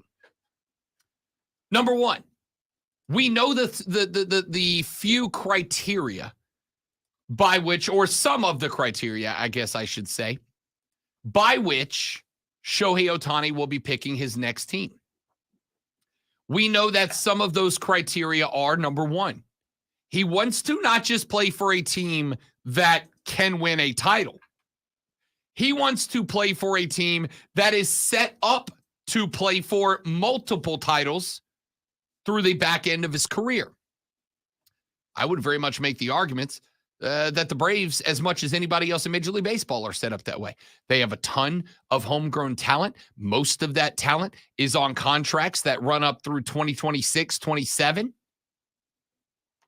The Braves have consistently made big-time trades that have kept them right there in that mix. Obviously, we know about the trade they made with Seattle earlier this week, in which they brought one of the outfielders in Major League Baseball with potentially unlimited upside in Jerry Kelenic. That's a massive move. The Braves outfield is now arguably the best outfield in baseball if Kelenic can reach his maximum potential. The infield. I mean, they're sending away guys who have been on NL championship rosters, NL divisional rosters, because they got too much talent there. And then you add in Matt Olson. You add in the fact that if Ohtani, who can't pitch next year, can get back to form the year after that, Shohei Ohtani in the Braves front end rotation would make them one of the best in the league, if not the best in the league. So I think that criteria is absolutely ticked by the Braves. Number two, Shohei Ohtani wants to live somewhere that makes access back to Japan very easy. There are a few hubs, major international airports scattered across the United States. We know there's one in LA, LAX. That's real easy. It's also the closest one to Japan. The Dodgers are a front runner. That's a big chunk of the reason. We know Chicago has O'Hare International. It's a little bit longer flight, but he can fly straight from Chicago to Japan. That is why the Cubs are considered in the mix, although I think they are at the bottom of the list. We know that there is one in New York City that he could direct flight out of to Japan. That is why the Yankees and the Mets are both thought to be on the list. Ladies and gentlemen, Atlanta's got one too. Atlanta's got Hartsfield. Shohei can pop on a plane in Atlanta and it'll take him to Japan. Real easy like, right? Maybe a little bit of a longer flight. May have to have like one refueling stop before they hop the Pacific. But it's not a gigantic ask when combined with factor number one. And I think the third spot, I think he's looking for a general manager who understands the kind of relationship that Shohei Ohtani wants to have with his baseball team. Alex Anthopoulos is that guy. We have learned that one of the big things that Shohei Ohtani's camp has asked for during this negotiating phase of the hot stove season is that GMs and teams not let negotiations become public. They would prefer to do all of this in the dark. They would prefer to do all of this quietly and basically have nothing come out until it's time for Shohei to announce where he's going to play baseball next. Alex Anthopoulos is a master at that. They orchestrated a trade with the Seattle Mariners for a guy that when he left, the Mariners subreddit was in shambles. They were outraged that Kalenic was allowed to go to Atlanta and basically for free. They sent him and one other player for 3 players, and the best they got was a 20-year-old minor league prospect who is 3 to 4 years away likely from pitching in the bigs. And Alex Anthopoulos kept that completely under wraps up until the trade was finalized and sent through, right? All of the boxes. This is not to say, oh, Atlanta's a favorite. I don't think they are. I think the LA Dodgers are still a favorite, as much as that drives me up a wall. I do not want to see Shohei in the NLCS every year. But as much as the Bravos are going to see Shohei if he goes there, I think they are a threat to make LA see Shohei on the other side. I absolutely do. There is not a qualifier for Shohei Ohtani that the Atlanta Braves don't check. They are set up to win now. They are set up to win a lot for the next few years. Their GM is perfectly fine keeping things under wraps and close to the vest. He literally just did it. And as travel to Japan goes, the only place it is easier to travel from Japan to than Atlanta is LA. That is the only spot the Dodgers are in a better spot. Now, are the Braves willing to go luxury tax for this? Are the Braves willing to give him a $500 million contract? Are the Braves willing to invest that much into a single player? I don't know. But I've got to think, as good and consistently good as this guy has been, I got to think they'll be in the mix. Every single thing that Shohei Ohtani's camp has listed as a qualifier for a team he will play for next year is matched by the Braves. And every Major League Baseball reporter who is covering the Shohei Ohtani sweepstakes has now mentioned that Atlanta is in that number. I'm real interested in that. Now, ladies and gentlemen, to bring you this sports flash, the Shohei Ohtani of sports talk radio himself, the great one, Lonzo. By that, he means I'm also injured. On day 2 of the transfer portal, Duke quarterback Riley Leonard has a visit scheduled in Notre Dame and will be joined by former Clemson receiver Bo Collins. Tulane wide receiver Chris Bruzel takes his 711 yards and 5 touchdowns to the portal with 3 years left. Ohio State starter Kyle McCord, as we talked about yesterday, and Oklahoma starter Dylan Gabriel all entered as well. Gamecock receiver Antoine Juice Wells made his portal departure official as well. So far, there are 1,600 players in the portal since the end of the season. Yay, free agency. Your Heisman Trophy finalists are set. Oregon's Bo Nix will be in New York along with Washington's Michael Penix Jr., LSU's Jaden Daniels, and Ohio State's Marvin Harrison Jr. Tune in Thursday at 7:30 for Thursday Night Football as the Steelers take on the Patriots right here on your home for the NFL, The Fan, Upstate.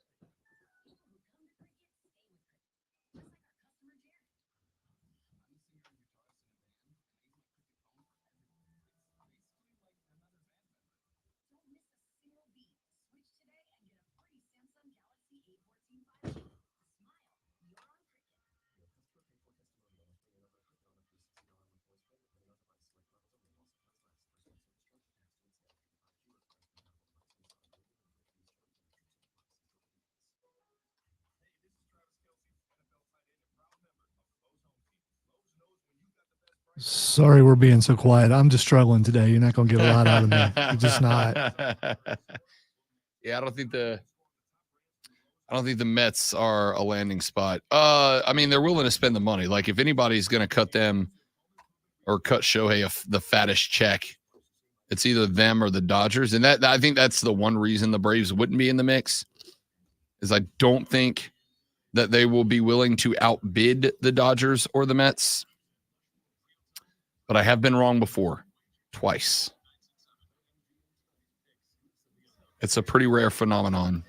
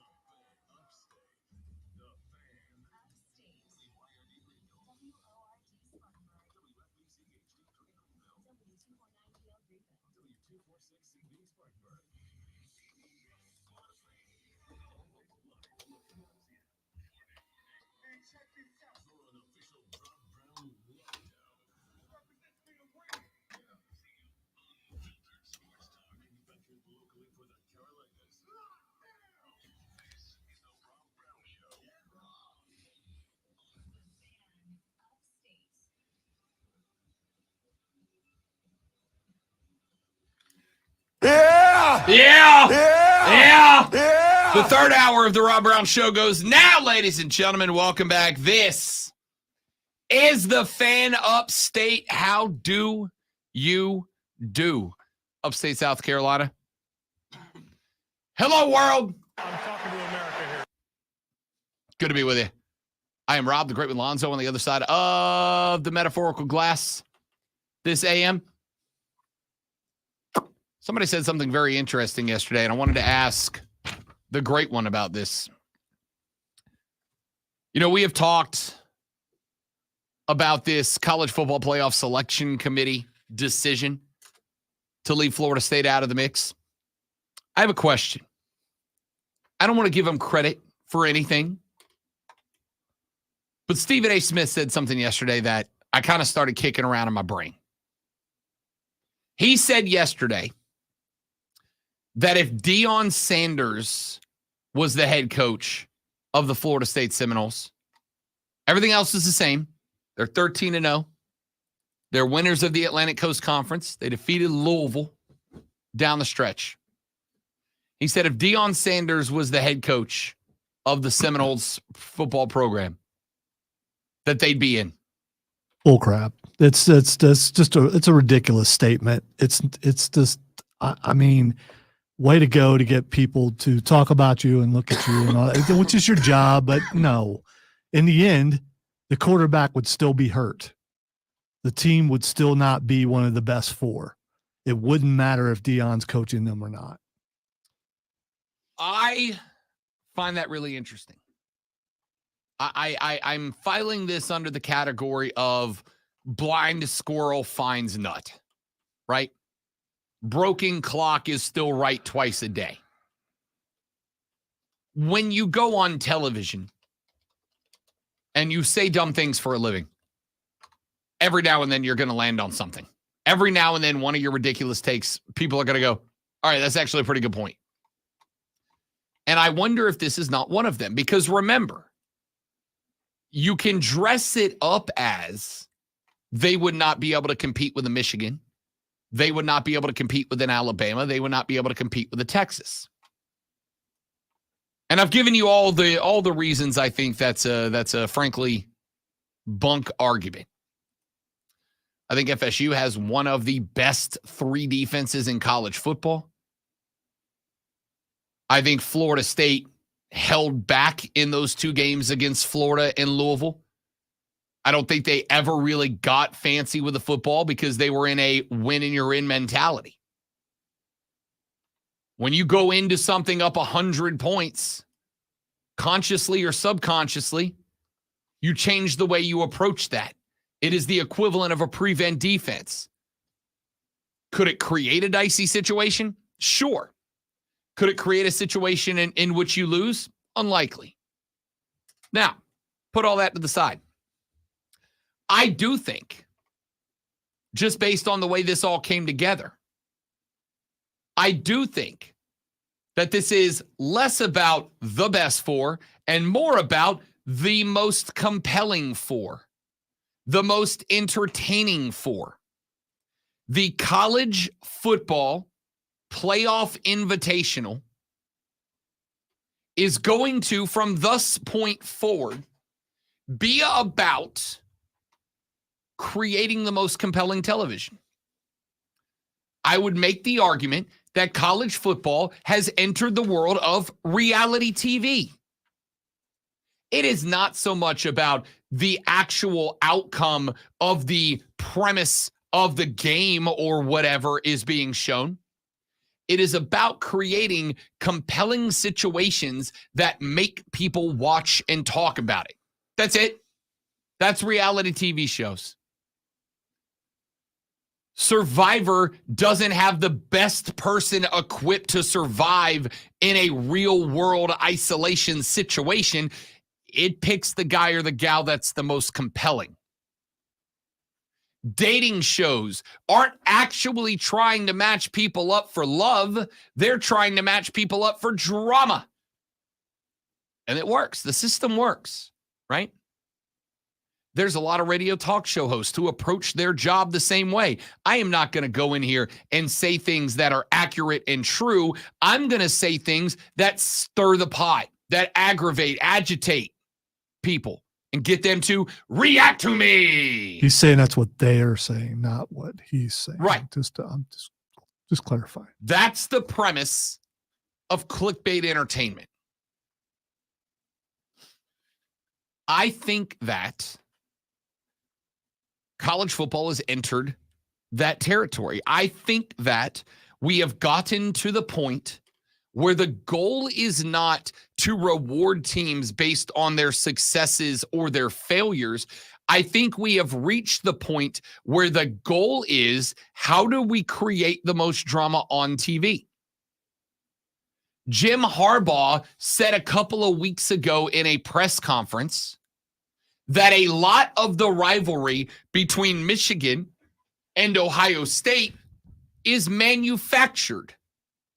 It is generated by the machine. Because here's the reality. On that day of the game, every Michigan fan is already tuning in. Every Ohio State fan is already tuning in. You don't have to sell the game to Lonzo. You don't have to sell the game to Big Blue Nation. You got to sell the game to everybody who doesn't have a connection. What's the best way to do that? To create a narrative in which those teams hate each other. Hate, not dislike, not it's a rivalry. You want to create a narrative that they hate each other. So you are tuning in to watch a violent football game. You are tuning in for fights. You are tuning in for hits. You are tuning in for a narrative of these two teams hate each other. Well, I have news. There's a lot of rivalries at every level of college football where the two teams hate each other, but none of them get the same attention as the game. Now, obviously, it was different the last 2 years because the game had a ticket to the college football playoffs on the line. The winner would go, the loser would be at home praying. It's 2 years in a row that's been the case. But they still manufactured a lot of the drama, a lot of the hate. I'm not saying Ohio State, Michigan don't hate each other. I'm saying I don't think they hate each other any more than Auburn and Alabama do. I don't think they hate each other any more than Florida and Florida State do. Hell, I don't think they hate each other any more than Stanford and UCLA do. There's a term that I've learned since being in South Carolina. I've lived here half my life, by the way, that really applies to all the things that you're saying right now. And it's bless your heart, Rob. Bless your heart. It's just the polite Southern way of saying you're an idiot. Just say you're an idiot. All right? Just say you're an idiot. But I'm not. I'm not. The point here is with the shift of college football from being a regional sport to being a national sport came obviously national broadcast of these games. And when you choose a game to broadcast nationally, you are trying to choose a game that you are going to get the most viewers to watch. This is why back in weeks 1, 2, 3, and 4, the Colorado Buffaloes were on TV. It is not because anybody thought Colorado was going to be good this year. It is not because Colorado State generates the same rivalry passion that Michigan, Ohio State, or Clemson, South Carolina, or Alabama, Auburn does. It was generated because of the drama around Deion Sanders, the drama around the personality, the drama around the experiment, and whether or not that was going to work. And we all tuned in, and then Deion won. And now all of a sudden the drama is heightened. And then we tune in for week 2, and Deion won, and it's like, uh-oh. And then we tuned in for week 3. We tuned in for the rivalry game. We tuned in for Colorado State, and we got more than our fair share of drama. And Deion won again. And then all of a sudden, Colorado at 3-0 with a Vegas over-under win total of 3.5. Then all of the sudden, Colorado-Oregon is a national primetime game. As if that game was going to be competitive at any point. It never was. I made so much money in that game because the betting public went heavy on Deion and the Buffs, and it brought that number down to like 24. And I'm like, there's no way they're going to be within 35. And they weren't. And then we tuned in the next week, and they lost to USC. They put up points in that game, so it kept a little bit of interest. So everybody tuned in for the Arizona State game. But then they lost to Stanford, and then they lost to UCLA, and then they lost to Oregon State. And by the end of the year, Lonzo, here's a quick question. When's the last time you saw Deion Sanders on TV? First 4 weeks of the season, you couldn't get him off the freaking television. When's the last time you saw Deion on TV not in a commercial? He was on yesterday. Where? They were talking to him about the Florida State situation. Well, I did not see that. And that is the first time that I have seen nor heard from Coach Prime since about week 9.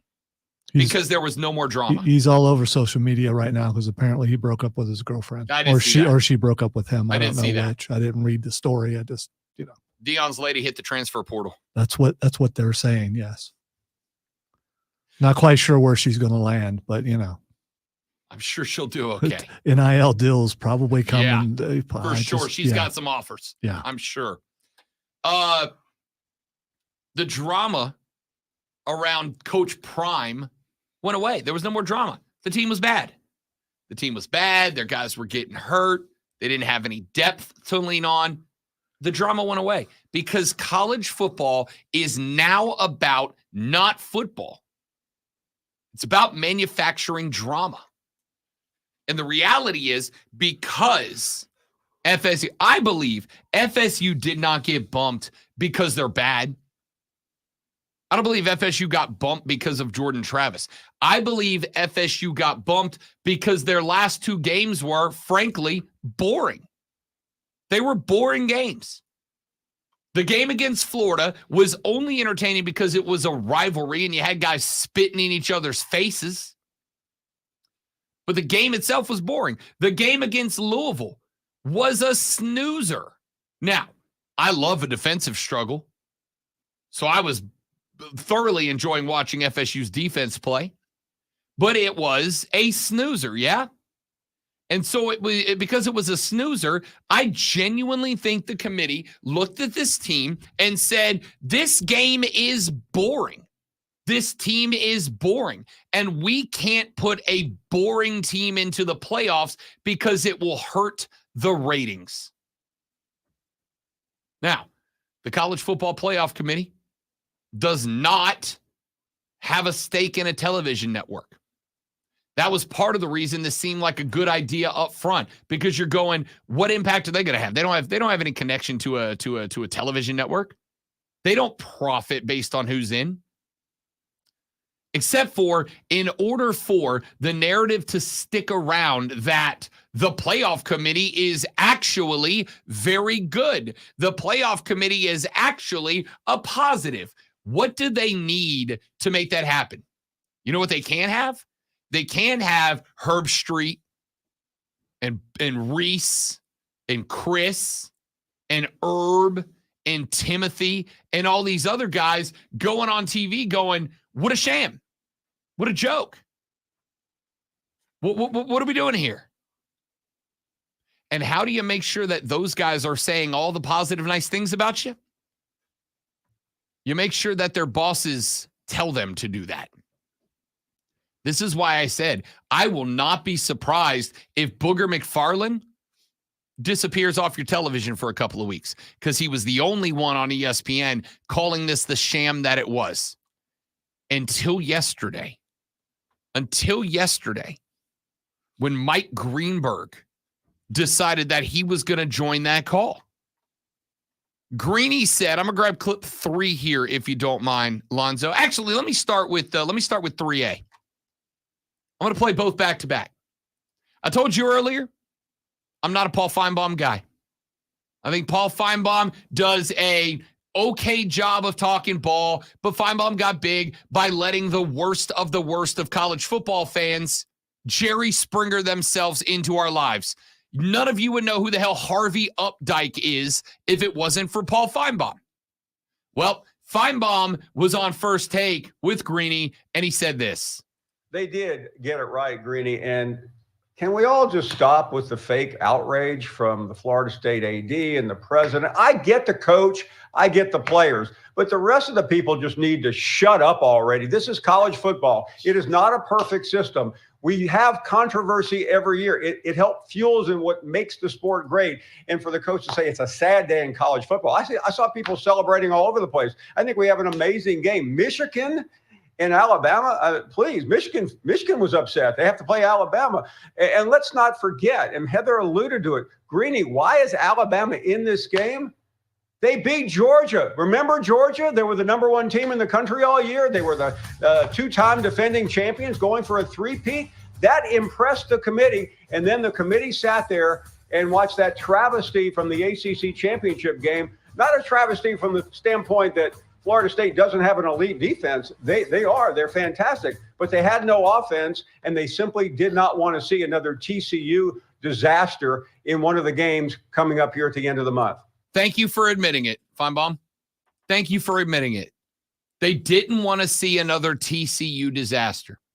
So instead of letting a team that's most definitely not TCU. So if they made this decision after Cincinnati was in there, or after one of these other teams that was in there that didn't belong in there, you'd be okay with it. It's just this year you got a problem. No, I've already said I would have a problem no matter what team this was and no matter what year this was. But see, this has never happened before. So I've never had, why are you mad right now, Rob? Why weren't you mad before? Because this has never happened. Not one time has this happened.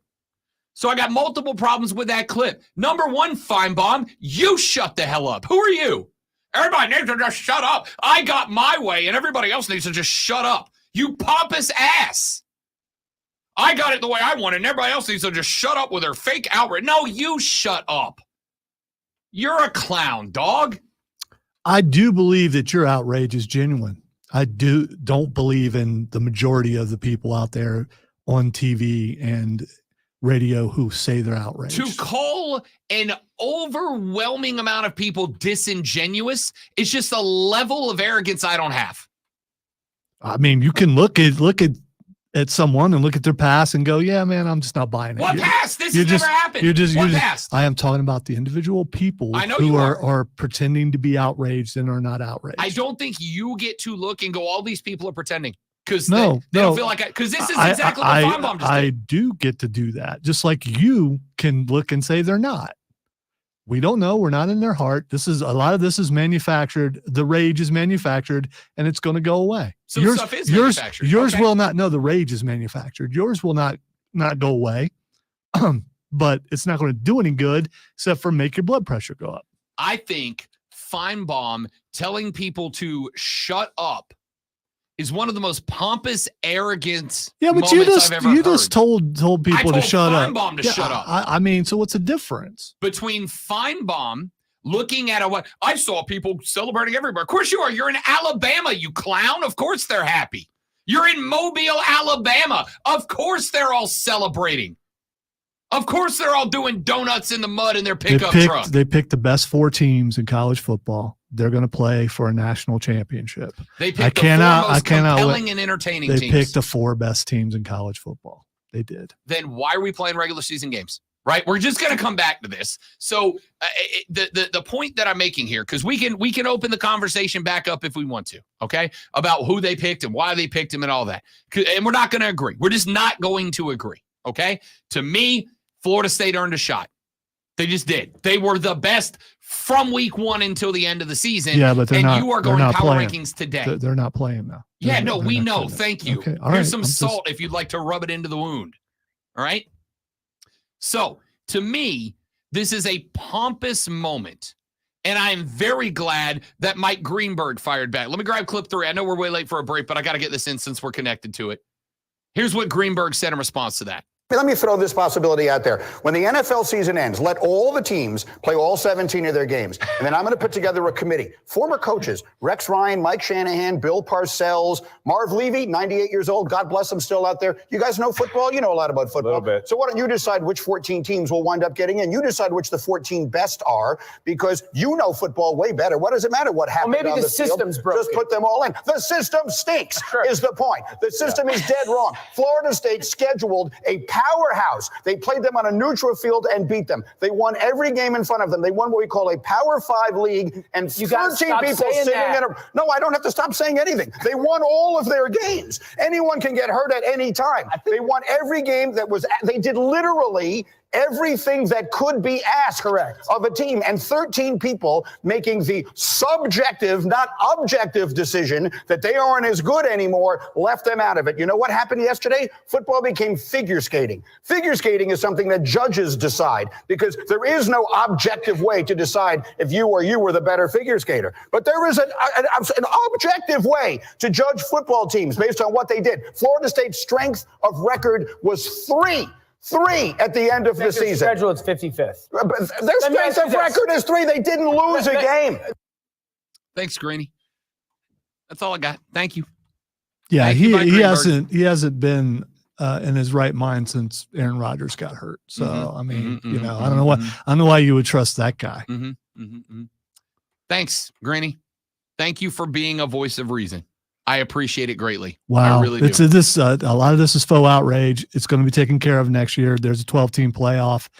I don't care about next year. Yeah, I know. I'll care about next year, it. just like I don't care about last year, this year. Well, Georgia, I don't care about 2022 Georgia. Don't I care about don't 2023 punch anything Georgia. or swing anything.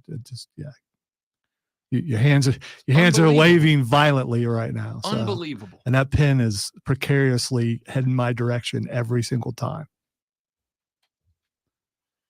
Texter said, did they get the best 4 teams? Yes. If I was an FSU fan, would I be bleeped? Yes. Do I want the best games? Yes. And I think these are the best games. Again, I am glad that the hypothetical games in your head are more important than the real ones.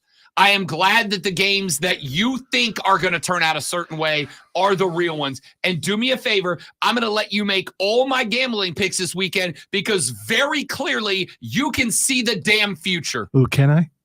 I hope Michigan beats Alabama by 50. Can I make all your bets for you? No, you can't. Come on. You can't at all. Let me. Then you'd be down on my I don't know if the on my poorhouse level. is still a thing, but I'd like to stay out of it. All right, let's take a break. Back after this on the Rob Brown Show with the Fan Upstate. Smith and James. All right, guys, one more live read, and then we are back. Don't go anywhere.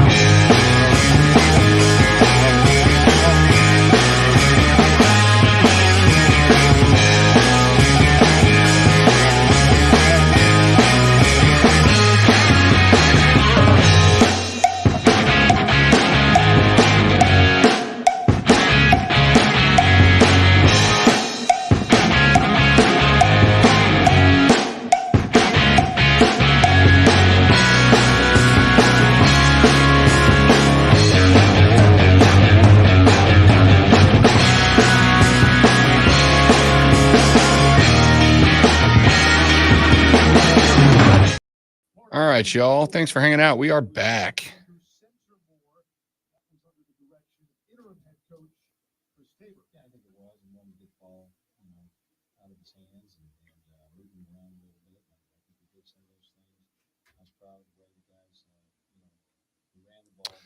Joe, that would be a chaotic situation that I am a big, big fan of.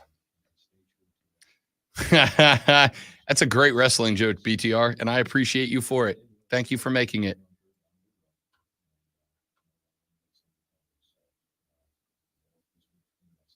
Panthers still came up short by a final score of 21-18. They'll play another divisional opponent next Sunday when they visit New Orleans. I'm Dave Schropp with this Panthers update, brought to you by Morris Chambers. Earn as much as a premium. You know, if you're playing the spread, you get TJ Glass with BetQL. Bowl season is here. Number 9 Missouri faces number 7 Ohio State in the Goodyear Top Bowl Classic. Mizzou is having an incredible season playing their first New Year's fixture. Meanwhile, Ohio State had their QB Kyle McCord enter the transfer portal and are expected to have a lot of key players, including Marvin Harrison Jr., opt out of the game. This is a game where Mizzou will clearly be the more motivated team. Take the Tigers +3. I'm TJ Glasser, Bet Smarter with BetQL, and download the BetMGM app today. That was disrespectful. I didn't hear what he said. Take Mizzou +3 over Ohio State. Well, you don't have a quarterback. And as we know in college football, if you don't have a quarterback, you're trash. Yeah, there's a bunch of other people opting out. Yeah, I know. It's bowl season. Nobody cares. call quickgranger.com or just got by. Granger, for the ones who get it done. The Gables at Pelham is a continuum care retirement community. Assisted living, memory care, rehabilitation, and skilled nursing all under one roof. An MD will visit twice a week, and physical therapy, speech therapy, and occupational therapy are on site. And for socialization, our director of activities has a master's degree in I don't know, man. Like I feel like it wins. It goes either way. That being said, I'm going to tell you how this plays out, Joe. If Florida State beats Georgia, the narrative is going to turn to, well, it's a bowl game and they had a bunch of guys opt out, so it's not really beating Georgia. You right? betting the day. You taking Georgia or you taking Florida? I'm taking State? Georgia because Florida State, we already know who's out. We already know who's gone for Florida. Johnny Wilson's not playing. Keon Coleman's not playing. I'll be shocked if Trey Benson plays. I think Florida State's got multiple guys that are not going to play on the offensive line. Jared Verse is not playing. Like everybody who made FSU is opting out. Even if everybody else plays, the superstars are already out. This is not Florida State versus Georgia. This is FSU's JV versus Georgia's JV. So if Florida State beats Georgia, and they won't, but if Florida State beats Georgia, I promise you the narrative is going to turn to, well, that's not the same as beating Georgia full strength, so you can't really judge it. Guarantee it.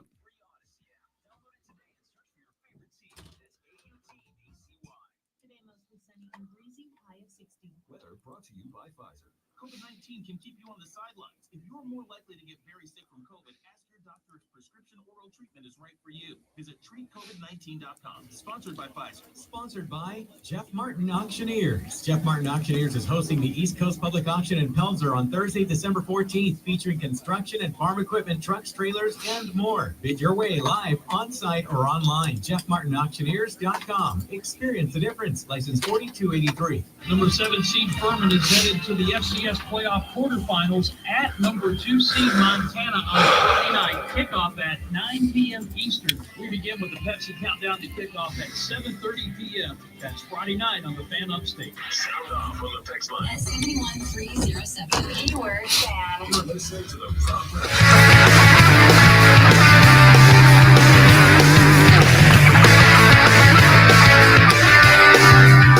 Cute. I want to point out that's Tuesday. Show. Yeah. I mean, I'm still well behind you. Not this week. It's Tuesday. Oh, that's right. It's Tuesday. I mean, you had like 6 last if week. you want to dwell on the past, last week doesn't matter, Rob. The week before that doesn't matter. The week before that doesn't matter. All that matters is this week. Whether it's Rob and Lonzo's dumb who forgets to turn on their mic. Even though last week was a historic. It was real bad. For me, yes, it was. Real bad, man. Real bad. All right. Keeping an eye on the transfer portal, or as Lonzo loves to call it, college football free agency. I'm not the only one there. I'm surprised we haven't had more today already. Keeping an eye on the transfer portal, we have had a few more names. That, when I say a few more, let me be very yesterday, clear. by the way, not a flood. Not really. I mean, maybe Maybe some storm drains got a little, maybe some basements got a little bit of water in them, but the flood that I was promised did not happen yet. Yeah, no, there's only 1,600 players in the portal.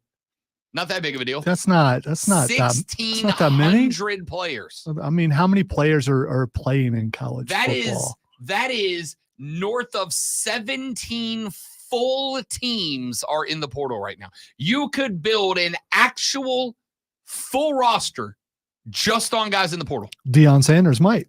We do have some news. And listen, I know a lot of folks were kind of in that same boat of, oh, we were expecting to be overwhelmed. I think the reality here is the number of college football superstars. How long is this window open, by the way? I think a week.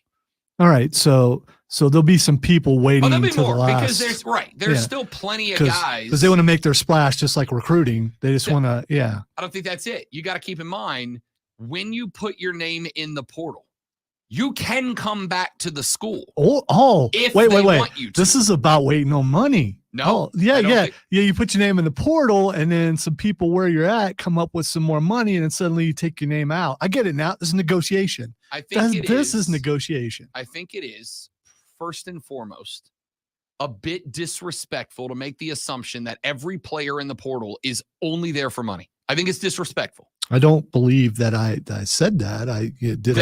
Did I generalize a little bit? Yeah, because that's what we do on radio, I think. Not me. You're right. You're very specific and concise. Correct. Maybe someday I'll get to your level. Probably not, but it's so much fun looking up and seeing how shiny the pedestal is. Very. So it's a little slippery though. You might fall off of there. You gotta be careful. No, my high horse is just fine. I think that a lot of kids put their name in the portal early because they know they're gone. I think there are going to be a lot more kids that as the portal comes to its close, you'll see a handful more people go into the portal. By the way, yesterday, 1,000 players went into the portal. Okay. A lot of kids are going to wait till the end of the portal. Not necessarily because of the fact that they're waiting on money or whatever else.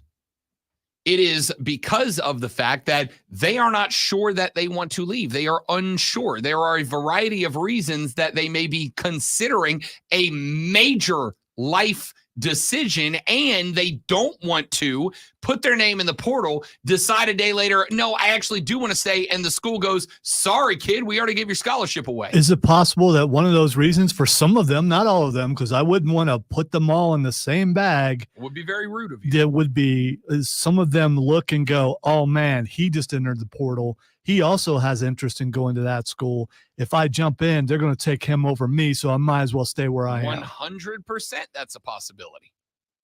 If you are a quarterback looking to go in the portal, trying to upgrade, and then you realize that Kyle McCord and Cam Ward and Riley Leonard, where are you going to upgrade at, McCord? And Dante Moore. Where are you upgrading at, dude? I mean, the fact that after the Michigan game, your coach would not commit to him as a starter, you got to think that the reality is there are different motivations for different kids for playing college football. Hey, when your job's on the line and you know that the personnel is not getting it and that you've got to find somebody who can help you keep your job, like Ryan Day, you don't put a vote of confidence behind someone who just cost you that game for the third year And I'm not mad at Ryan Day for being non-committal to Kyle McCord, but in the new world of college football, if you are not going to commit to a kid, don't get mad when the kid won't commit to you. Loyalty is a two-way street. And if he's going to go, this guy fully pretending like your offensive line didn't get blasted by Michigan's defensive line, if you're only going to put this on McCord, as some Ohio State University Buckeye fans have done, and then the coach is going to come out and is not going to say, this is my guy, then why the hell am I going to say you're my guy? It was a tight game, and mistakes made by the quarterback cost him the game. Like I said. Yeah, it wasn't a blowout. It was a tight game. And you know, that guy throwing an interception, you know. Like I said. So, we do have news. Riley Leonard set to take an official visit to Notre Dame on December 6th and 7th. You know who else is going to be at Notre Dame November 6th and 7th? Former Clemson wide receiver Bo Collins conveniently come on. has a visit to Notre Dame on the exact same day as Riley Leonard It's does. family at Clemson. They just people don't leave there, right? Except Bo Collins. Okay, and I think there was some other guys too. But we know Jalen Catalon from Texas, a safety, is on his way out. He dealt with some injuries this year, 159 tackles and 5 interceptions with Arkansas before he transferred to Texas. He will now take his second transfer away from the Horns just days before they play for a national for a semifinal and a bid to the national championship. We know that, and this happened after we got off the air yesterday. Dylan Gabriel, the quarterback at Oklahoma, is out as well. He is going to have a lot of offers to go play ball somewhere else as well. Not going to get it done with the Brent Venables offense. He'll move on to another school. So there's a lot of different players in the in the portal, that I'm keeping an eye on. Tulane wide receiver Chris Brazell II is in the portal. 711 receiving yards and 5 touchdowns this year for the Green Wave. On top of that, if you get Brazell, assuming he doesn't transfer a second time, he has 3 years of eligibility left. Alabama reserve quarterback Tyler Buckner has entered the portal, as a men's lacrosse player. He is leaving football entirely. Played at Notre Dame for a season, went to Alabama for a season, saw the field very briefly before Jalen Milroe got it together. He is out. Oregon State's DJ Uiagalelei in the portal. We knew that. Now their backup quarterback, Aiden Childs, is in the quarterback. Followed DJ on the way out the door.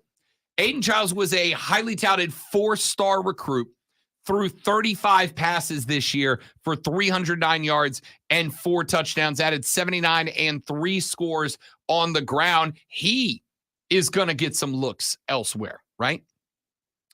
By the way, Oregon State obviously in a spot of instability. Not just the fact that their head coach departed to go take the job at Michigan State, but they're in the Pac-2. Or, as it will be called next year, the Pac and Mountain West 2. Because that's what Oregon State's got next year. They've got Washington State, and they've got the Mountain West. So it's not shocking that a relatively highly touted 4-star backup quarterback would go ahead and go somewhere else. There's going to be a Power 5 team that is willing to give him a look somewhere. Brock Vandegrift from Georgia, a backup quarterback, is in the portal. Vandegrift was the number 37 recruit overall in the 2021 class. But you obviously had the postman coming back for a natty run, Stetson Bennett the 4th 2 years ago. He got beat out by Carson Beck this year, just barely. But Beck did enough to hang on to that starting role and lead Georgia to not the Alabama Invitational. After they dropped the game to Bama. So Vandegrift's in the portal. Texas says, where do you think he ends up? I got no idea. He's a quarterback. He's an SEC quarterback. He's a quarterback that came up through the Kirby Smart Georgia program. Guy's got potential. Where does he land? I don't know. Because for all these teams that are losing quarterbacks in the portal, they're all going to be looking to gain one in the portal as well. It is going to be fun to follow the portal this year. Let's take a break. We'll come back. We'll wrap up hour number 3 of the Rob Brown Show next. It's Rob and Lonzo and you on the Fan Upstate. If Georgia wins, it'll be, see, that's why we left FSU out. It's hypocrisy, and it is bull chocolate ice cream. Correct. They have an out. They always had an out. They knew they had an out. These people aren't dumb. They knew the setup they were getting in. They knew they were going to get an out, and they're happy to take it.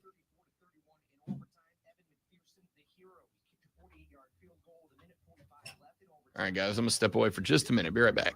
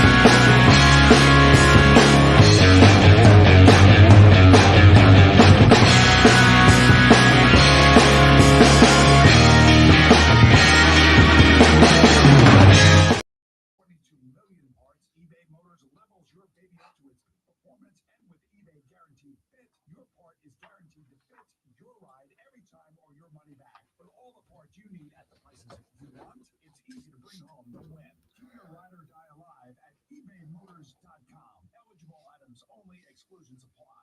Look around. You can buy cars like these on Auto Trader, like that car right in your tail. Or if you're tailgating right now, all those cars doubling as kitchens and living rooms are on Auto Trader too. Are you working out and listening to the How about these quarterback matchups for this weekend in the NFL? Bailey Zappi versus Mitch Trubisky. CJ Beathard versus Joe Flacco. Gardner Minshew versus Jake Browning. Baker Mayfield versus Desmond Ridder. Josh Dobbs versus Aiden O'Connell. And Bryce Young versus Jameis Winston. Sounds like a fun weekend. What a set of quarterback battles. What a horrible time for someone who bets for a living. Yeah. That's got to mess you up. 100%. You truly are gambling this 100%. weekend. Absolutely correct.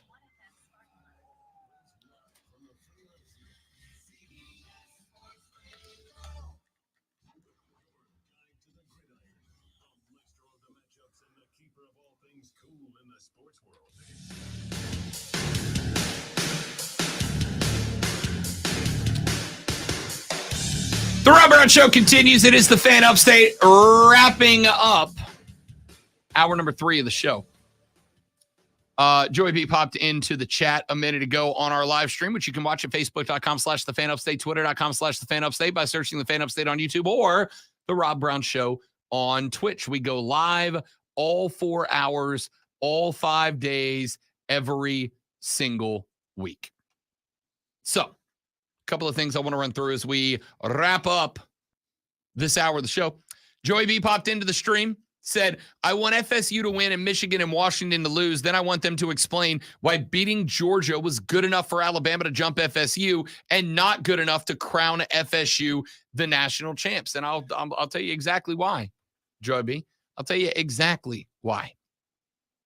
The reason that they are going to say that is because if Florida State beats Georgia in the Orange Bowl, and they won't, but if Florida State beats Georgia in the Orange Bowl, then what they'll say is, well, that was Georgia's JV squad. That wasn't the starting lineup from the SEC championship. That win's not good enough.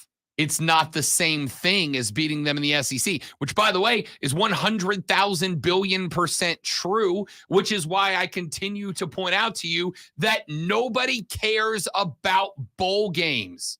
Nobody. We care in as much as it's one last time to watch our team and have a little fun on a whatever day of the week they're playing in a bowl game before we got to go into hibernation for 250 days with no football. Right? The coaches and the players only care about it as much as it's 15 practices and a paycheck for the school. And the schools only care about them as much as it's a paycheck for the school. The flip side as well. If Georgia beats Florida State, the committee's going to go, see, that's why we left him out. That's why we left him out. As if Florida State's not going to have the same situation. As if we know Keon Coleman's not going to play. Johnny Wilson's not going to play. Jared Verse is not going to play. All the dudes that made the Noles 13-0 are going to get are going to skip the game. And so whatever outcome happens, it does not matter what the outcome is.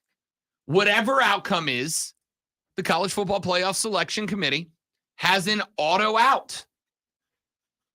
If Georgia wins, they go, see, we told you. And if Florida State wins, they go, yeah, but that was Georgia's B-side. Right? That was the reserves. You didn't beat Georgia. You beat Georgia's future. You beat Georgia's recruits. This is why I argue to you that the bowls are meaningless. There's no value to them other than, as Tim Frisbee so eloquently stated it, it's 15 practices and a paycheck. That's it. I had a bunch of Florida State fans. I even joined in on it on night one. But I said, yo, hey, go ahead and bail. Don't go. Turn down the bowl invite. Turn down the bowl invite. But you can't. You can't. Because that's 15 practices to get ready for next year when you have a very good chance at going to the playoffs. Very good. 12 teams go. You got a real good chance. You can't turn down 15 opportunities to let your young guys get some reps, get some looks in a game week scenario. You certainly, if you're in the ACC, you can't turn down the paycheck. Next year, teams in the SEC and the Big Ten are going to be making even more money than they are this year, and you won't be. Every dollar is worth its weight in gold at this point. So you can't turn down the paycheck. Tell you what I would do. If I'm FSU, I would go 15 hard practices to get as good as I can get before the season ends. And then I'd trot out every freshman and walk-on I got. You guys want to play a bowl game? You guys want some snaps? You want some PT? You want to dress up? I would take every kid who put on a helmet this year but never saw the playing field and go, you're starting this weekend, champ. This is your time to shine. I'm going to let you go out there. And I don't care if you get beat by 49. I want you to have the opportunity to say that I played a game on an undefeated football program. Go have your fun. Who gives a damn? That would be awesome, but I don't think a coach would do that because that would look bad on them. How would it look bad on Florida State? How would it look bad on Mike Norvell? It would look bad on him. How? I'm asking you how. If he doesn't try, it will look bad on him. Why? What does it matter if you try? They went 13-0. They tried all they wanted. It didn't matter. It literally did not matter that they tried. It already does not matter. I'm glad they don't have the mentality that you do. What mentality? You go out and just win the games that are in front of you. They did. All of them. They won every one of them, and it didn't matter. Right, so they should stop now. Mm-hmm.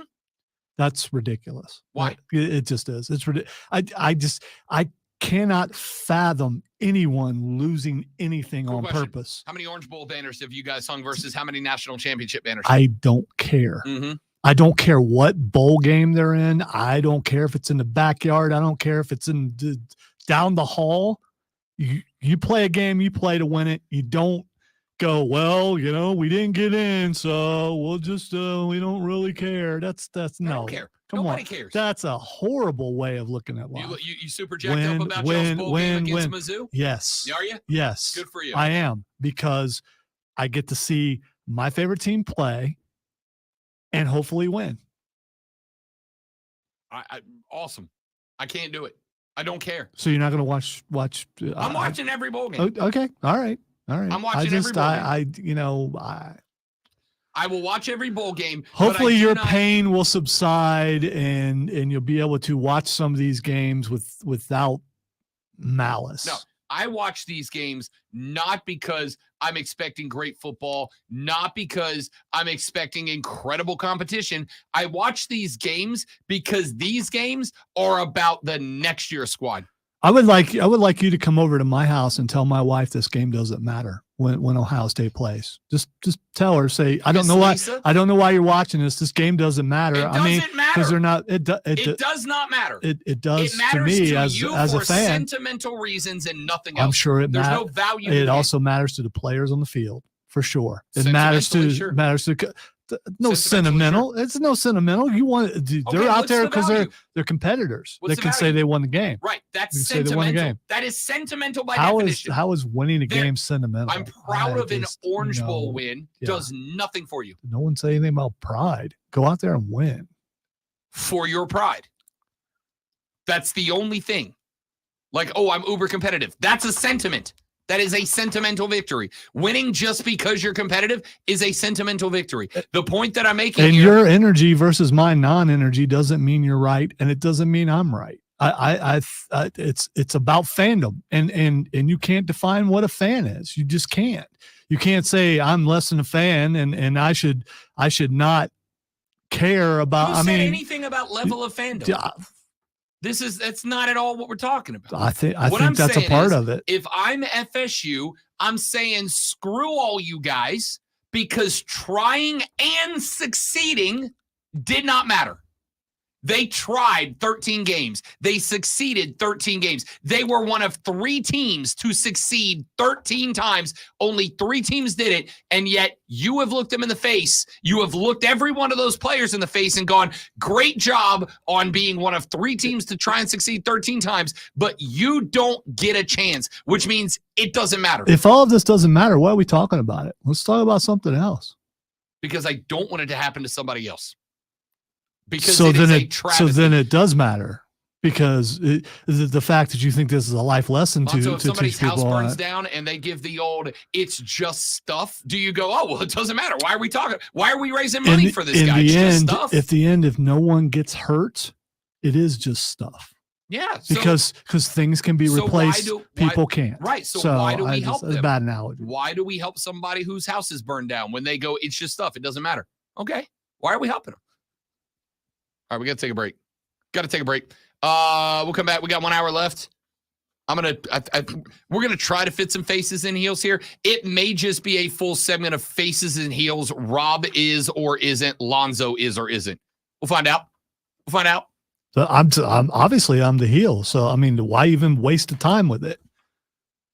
Let's go grab someone in the hallway, have them come in and sit down and do the show, because it just doesn't matter. I'm doing it because I'm competitive.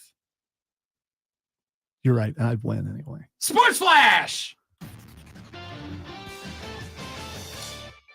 Speaking of competition, there was a big upset in Monday Night Football last night as the Cincinnati Bengals beat the Jacksonville Jaguars 34-31 in overtime. Trevor Lawrence left the game with a sprained ankle after a 22 of 29 start for 258 yards and 2 touchdowns. Bengals rookie Jake Browning went 32 of 37 for 354 yards and a touchdown, while the Bengals ran for 156 and 3 touchdowns. Your Heisman Trophy finalists are set. Oregon's Bo Nix will be in New York, along with Washington's Michael Penix Jr., LSU's Jaden Daniels, and Ohio State's Marvin Harrison Jr., who is the only non-quarterback invited. We are your home for Furman Paladins. Tune in Friday night as the Paladins playoff continues. Furman takes on Montana at 7:30 right here on your home for Furman Sports, The Fan, Upstate.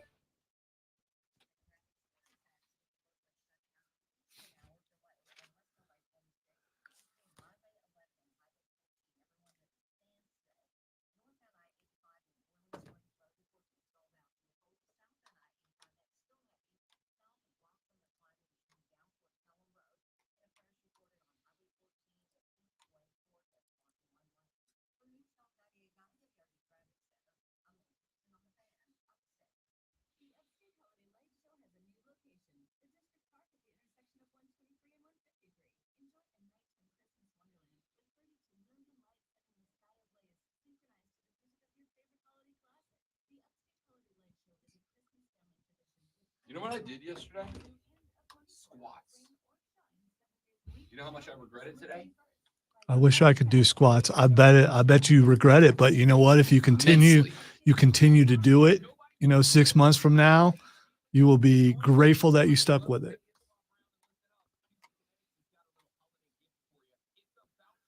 By wedding time, you're going to be able to do that, squats. No, that one dance that Russians do when they get down and do the thing. I don't know what it's called, but you could do that. I'm just trying to make my butt look good in a suit. You could do that, in a Ric Flair robe, and it would just be wicked. I got to buy that. Why not ask Rick if you can have one? I'm going to tweet him.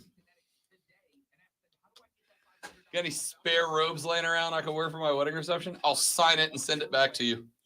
Wow, dude. You're not even going to charge them. That's pretty good.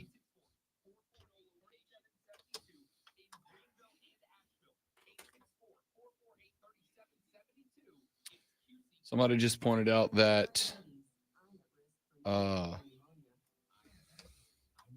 Ken Shamrock merchandise has been spotted on WWE.com.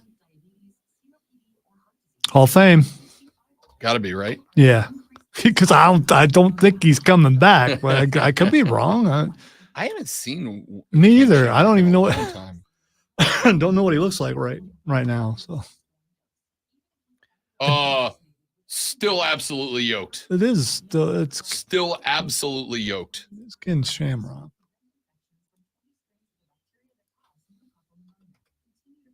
All natural too, I'm sure. Oh, for sure. By the way, Roger, I'm ashamed of myself all the time. Sometimes, several times within like one segment. So, I mean,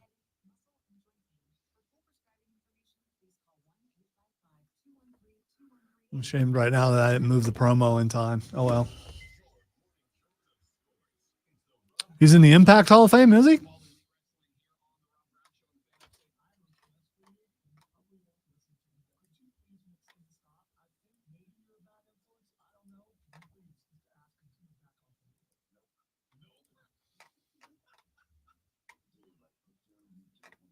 Dude.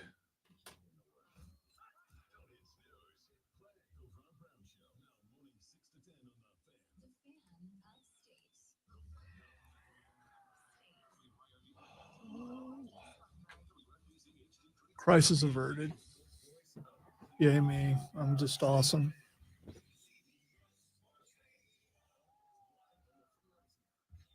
Really? Does he? So match is still pretty well, I mean, as tight as He looks. Yeah, he's still absolutely yoked.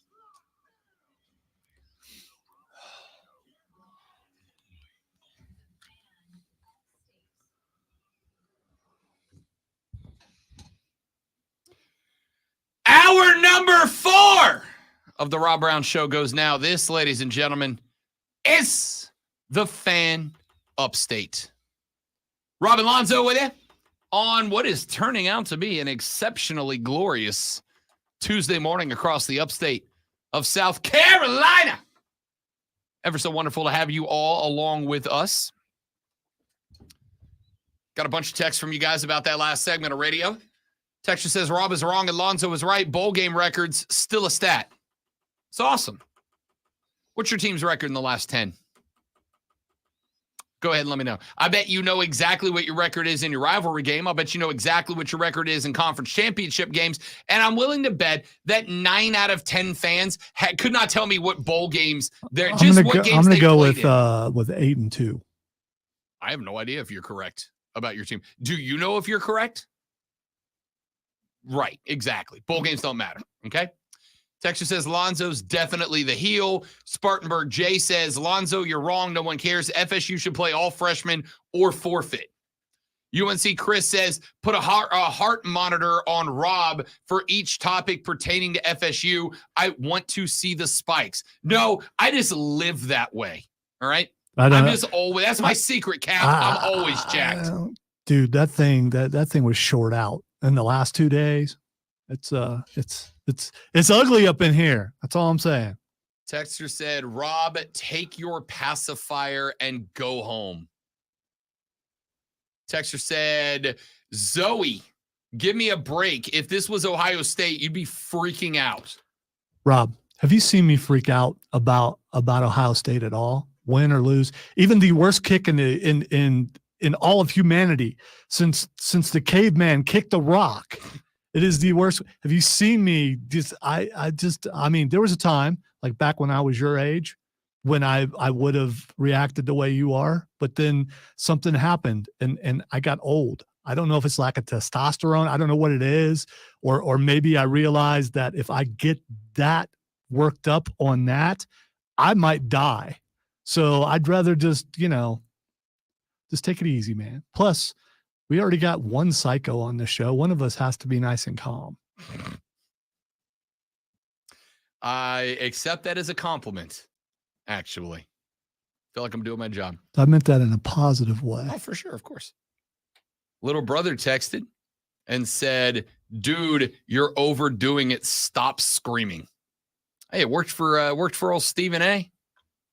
Did it? It worked for him. You look pretty stupid. I mean, I know his contract details. Yeah, it worked real well. I meant especially on this particular thing.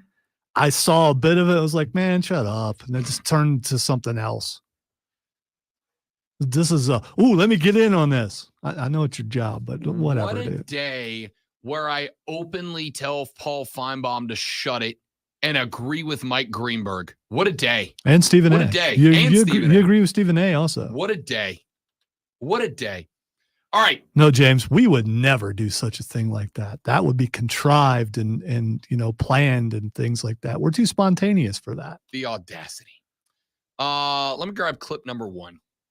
And this is from last week, and I didn't get a chance to get to it because we've been somewhat busy the last few days. Let me give me a second because you hadn't used it forever, so I didn't even put it in the thing. That's fair. So. That's fair. The transfer portal is open. 1,000 players, give or take a couple, went in yesterday. Now, not all of them will move. Some of them will change their mind and elect to stay. Some of them will be given the opportunity to stay. Many of them will not find a landing spot. Part of the bummer about getting adult choices is that adult consequences follow. Many of them will not find a landing spot, and their college football careers will be unexpectedly over. But many of them will find a landing spot. Many of them will move on, and some of them will have some level of success. Like, for instance, Notre Dame's Sam Hartman, who led his Irish to a 9-3 finish. Not the finish they wanted. They expected to be playoff contenders. They were not, with a couple of bad L's, including to Louisville. Yeah, that one. Anyway, Sam Hartman left Wake Forest. He went to Louisville or to Notre Dame. He had a good run there at Notre Dame. Didn't end the way he wanted. Still a pretty good season. His old coach, Dave Clawson, was doing a presser last week and was asked about Sam Hartman. Predominantly, he was asked about the big tribute that Notre Dame did to Sam Hartman, including the big giant "thanks for everything, we'll love you forever" mwah message they stuck on the end of that video. And when asked about it, Dave Clawson said this. There's no point in complaining about it. We saw it last week in South Bend, right? I mean, it's, here's a guy that we recruited and we developed, and, they're putting a video on him saying, "We will always love you." And I'm like, you only dated him for a couple of months. It can't be love. We're the ones that love him. We had 5 years with him. You rented him for a season. So, and that's, they bought him and rented him for a year, and now they love him. So that's, that when that video played, it's just like, holy cow, this is where college football is. So. You realize that quote's about to go off everywhere. Whatever. I'm past the point. I mean, it is what it is, right? And again, Sam and I had a great discussion before the game and after the game. And, I love the young man. I really do. And I don't blame him at all for what he did. I mean, you can't have, that's the system now. And for him to have the opportunity, to have that experience and make that type of money in 1 year, who can fault him? Ridiculous analogy, especially the dating analogy. I dated my wife for a couple months and we'll be married 31 years tomorrow. So what do you know, Dave? It's just like the way he put it. Jealous ex. You could hear it. 100%. You could hear it in his tone. And then at the end where he tries to save himself. No, I totally love that dude. And it's too late. I totally love that guy. Yes. Major jealous ex vibes, right? I dated her for 5 years. You've been with her 6 months. You can't love her like I did. All right, bro. Why don't you hop off Facebook before you catch a restraining order, my guy? Why don't you go ahead and pop off the old Instagram there for a couple of minutes before you say something you're going to regret, my dude? Not ideal. Not ideal. It's just so, it's so awkward to me, man. It's okay, Rob, because it is what it is. It is what it is. I don't know, man. Just like, let her go, buddy. Let him go. All right? He found somebody better for him than you. And it didn't work out. And that's okay. That's okay. But you got to let her go, Dave. You've got to understand that not everybody is made for everybody, right? You've got to recognize, you've got to understand that there's somebody for everybody, but not everybody is for somebody. Sam dated you for a while. Y'all had a good time. There was a good run, but eventually he realized, I need to settle down with somebody who can give me a little more. I need to settle down with somebody who's a better partner than Dave. And it hurts, Dave. It hurts. I get it. Especially when, well, let's take this analogy. I'm just going to keep going with this as long as I can. Especially, Dave, I get it. This may shock you, but I'm a pretty average guy. I'm pretty average. Wait. Are you speaking for Dave Kloss or are you speaking for... I'm speaking on behalf of me. Oh, come on, man. The Cole shirt is rocking today. This is Old Navy, baby. This is... Wow. Okay. This is high end. I don't know. Is Old Navy a lateral move from Kirk Cole's? Cousins is a short sleeve print guy. This is actual flannel. Okay. All right. This is a step up. So hipsters go to Old Navy and Cole's. Black jeans to match. And not anklets. It's whatever's below an anklet. Yeah. I noticed that yesterday. I'm like, man, he's not wearing socks. Oh, no. There they are. Yeah. I'm a low cut sock guy. It's low cut sock. It's called an ankle sock, but you got to be careful because there are some ankle socks that go up on the ankle. I don't want that. Yeah, that's to me. I'm wearing anklets because it goes up on the ankle, but that would roll up under your heel and just be annoying. How do they stay on your feet? Because there's on the back of the heel, there's a little rubber grip on the inside that. Well, yeah, all socks have those, but it doesn't mean friction doesn't make them roll under. These are perfect. Wow. Which ones do I have on? I think I'm all Adidas today. Yeah, I'm all Adidas today. Got the Adidas under socks. All right. Big sock guy. You say all Adidas. That doesn't work when you're commando. I got the Adidas kicks too. Oh, okay. Footwear is all Adidas today. Is this all Old Navy? No. Old Navy shirt. Where did these jeans come from? I don't know. She got them for me. See, I walk into Old Navy. They go, no, there's nothing in here for you. I don't do colored jeans. Like all my jeans are blue unless the better half picks them up because she'll go, all right, here's some acid wash or some stone wash or some silver or some black. Like she got the black jeans because I never would have bought them. But well, that is the next step. I look fantastic. When you're about to be married, you don't have to dress yourself anymore. It's amazing. It's my favorite thing. It's my favorite thing. We were in we make a shopping trip run and she'll just go, I like this shirt on you. Bang. I own this shirt now. Perfect. I don't have to pick out nothing. Because if it's me, it's just Ninja Turtle shirts and football jerseys, which is 100% fine. If we're just hanging around the house, it's Ninja Turtle shirts and football jerseys. If we're going out somewhere, I'm not going to show up to the winery in a Ninja Turtle shirt or a football jersey. So I'm like, you tell me what looks good and fits, and I'll wear that. Right? She lost her when I told her that we were partnering with Smith and James. She lost her mind. She's like, yes. I'm like, well, you should not be that excited. She goes, I am, because now I get to pick out your dress clothes too. Fine, have at. I like to look good, but when I dress, I'm not a plain dresser. I just go loud colors, but I don't mix patterns. It's always white dress shirt under a standout jacket, right? I don't don't know anything about fabrics at all. My fabrics except for flannel. He knows a lot about that. Flannel. He knows flannel. I know flannel. I know seersucker, and I know denim. That's pretty much the list for me, right? I think t-shirts are cotton. I think, but I'm not 100% sure.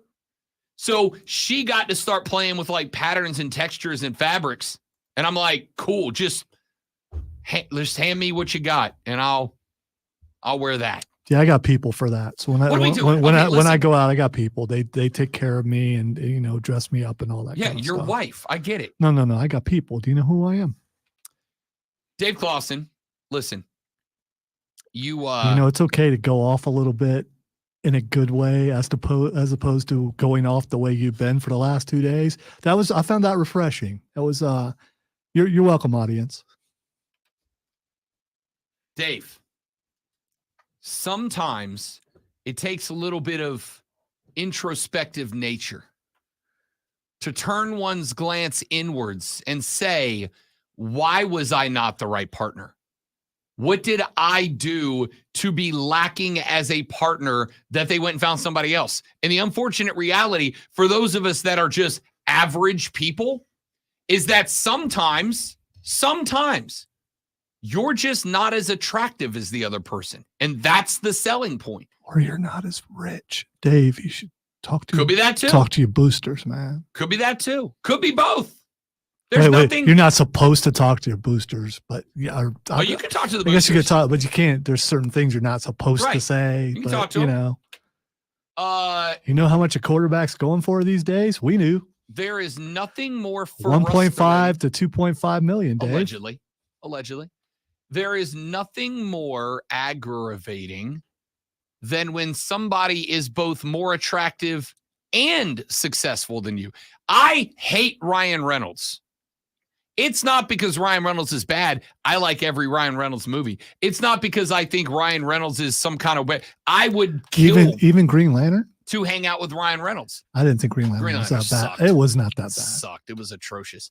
The point here is the only reason I don't like Ryan Reynolds is because you should not, by the laws of the universe, be allowed to be that handsome, funny, and successful. You should be able to have two of those at maximum. You should not be allowed to be handsome, funny, and successful. He also has a rich and famous and attractive wife. Yeah. Like, gosh, I hope something goes right for that guy one day. And he's friends with Wolverine. And all the movies he makes are just movies he just wants to make for fun. And he makes really good commercials. Yeah. Yeah. I Love mean, this guy, right? He owns like a soccer team and like I think it's Mint Mobile or something like that. So I mean, and Aviator Gin. I mean, he's got all these companies that are just fun stuff. Him and Rob McElhenney bought a soccer team because they could. That's all. Because they could. Invest well if you have money. Yeah. That's proof that you can do that, I suppose. So, all that being said, Dave, the reality is, unfortunately for you, Sam just found a richer, more successful, more attractive somebody. So you know what the best way to handle it is? Work on yourself. Hit the gym, dude. Eat right. Get some sleep. Drink your water. Make yourself more attractive. Pull your life together as an adult and go out there and find somebody new who's going to commit to you as a good partner. Not this weird stuff that you just did, bro. Not this weird stuff that you just did. Texter said, Rob, I strictly wear golf shirts. The girlfriend hates it. I'd say it's the golf shirt look, the polo look is a great look. All right. But it's all about accessorizing. Yeah. If you're like a offensive line coach in high school, possibly. I mean, no, that's if you're wearing them with those gray, the coach's shorts. Yeah. Yeah.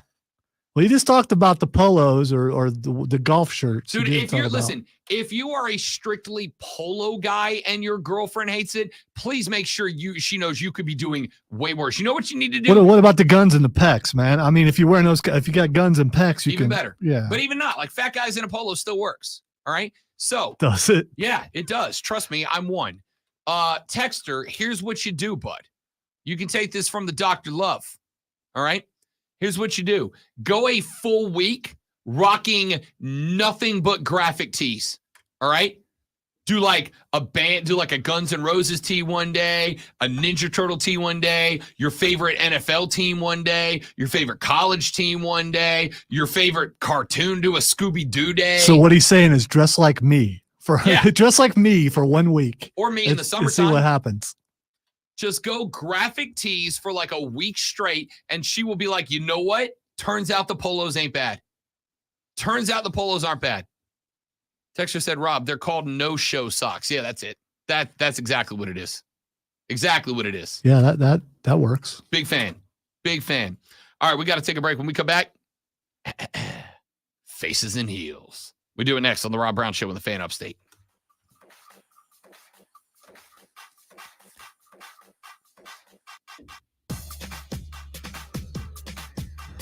No show sucks.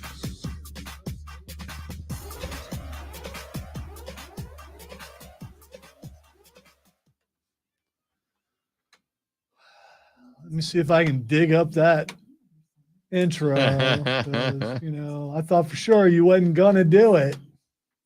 I really wanted to do it in the last hour, but we got pretty heated there for a minute.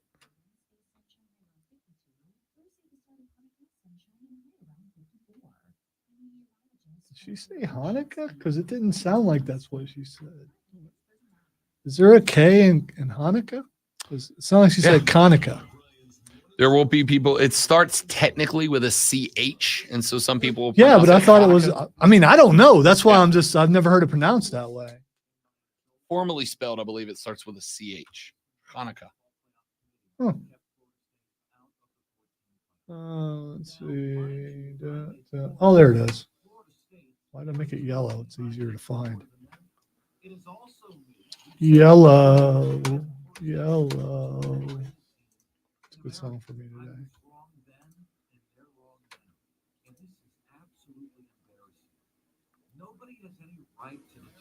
No, what's embarrassing is the Casio in the background.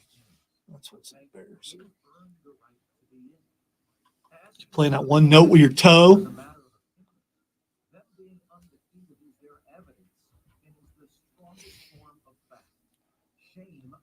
College football playoff makes you angry. Bad production makes me angry.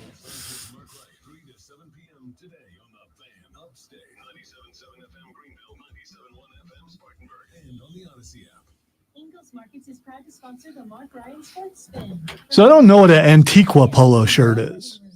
Is that a brand name? Is it a style? Okay. It's good to have 12 teams, James. Versatility.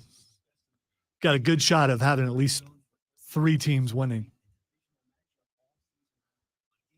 For all of my 12 teams. Where does the Hanukkah song rank on your list of best holiday Well, songs? it depends on which holiday we're talking about. Hanukkah.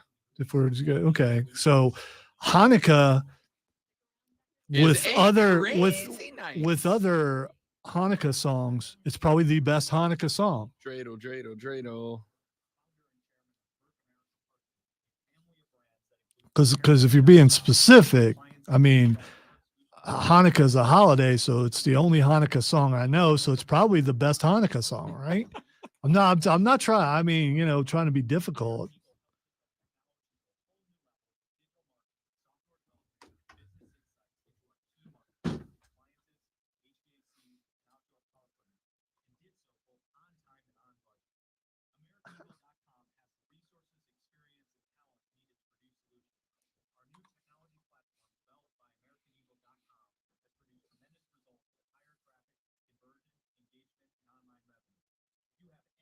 My favorite secular Christmas song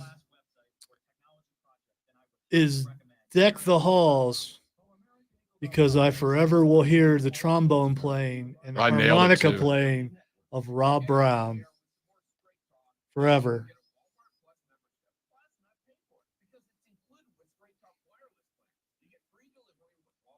To the point where I think I've retired that song. I don't think it gets played ever again.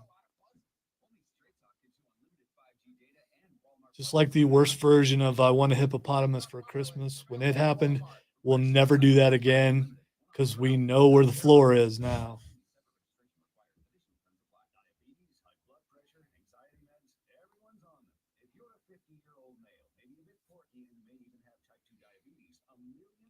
The floor is that song. I think my ceiling may be 12 Days of Christmas. Just because Rob and Chris trying to outdo each other the entire time. And Tim had no idea what was going on. We finally got it. Like when we got to 12.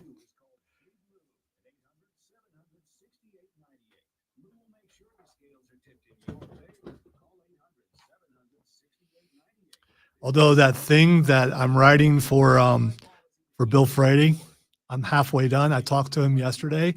He gave me an example of, I'll tell you later, of how he's going to do it. It's disturbing. It's all about delivery, being calm on certain parts and being completely psycho on the others. Unhinged. Oh, and he can do it, which I had a feeling. I'm not shocked. The one thing people won't get to see is the look in his eyes when he's doing it, which is just makes you uncomfortable. There might be instruments this year. All right, there will be instruments this year. Not what you're expecting, though, Trey. What day is it? The 23rd? Yeah, 23rd. You move it up a week, I could do it. I know. I'm just guilt tripping you. Well, it's working, but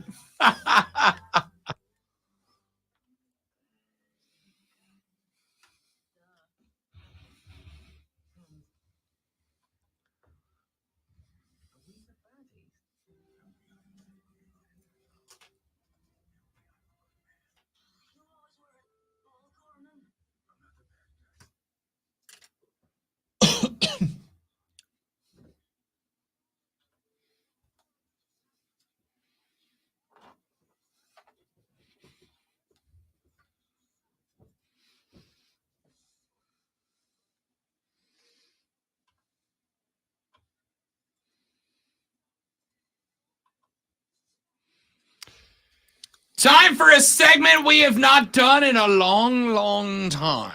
But we decided to bring it back because I wanted to, and I feel like we needed a couple of feel-good gimmicks this week. And if there is a segment this week that's going to make you feel good, this is the one. Ladies and gentlemen, it's time for Faces and Heels, where Alonzo and I will take a look at some socially ambiguous situations and decide who's the good guy, who's the bad guy, who's the face, and who is the heel.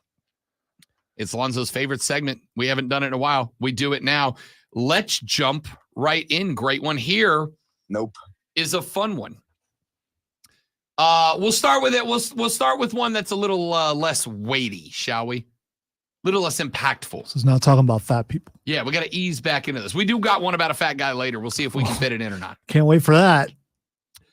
28-year-old man has been dating his 25-year-old girlfriend for about 3 months now. He has had a dog that has been with him for 4 years before he met the girlfriend.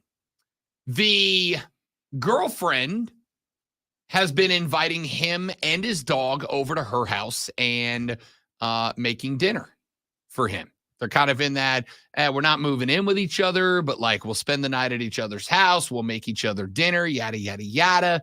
You know, that's a fun part of the relationship. Well, he said 2 nights ago, the girlfriend was cooking dinner when I saw that she only put 2 plates out. He said, when I am at home and I cook dinner, my dog Charlie gets a plate of whatever I'm eating. Not a big plate. If I'm making a hamburger, he gets a quarter of the burger. If I'm eating pizza, he'll get like a little cut of the tip of the pizza. Just a little tiny serving. But the dog has been my totes BFF for 4 years now. I've been alone for 4 years now, and he eats dinner with me. Said that when Miss Lisa cooked dinner, that's the name of the girlfriend, by the way, when Lisa cooked dinner, that I took a little bit, I put it on a plate, I set it on the floor next to me, and then I prepared to eat with her.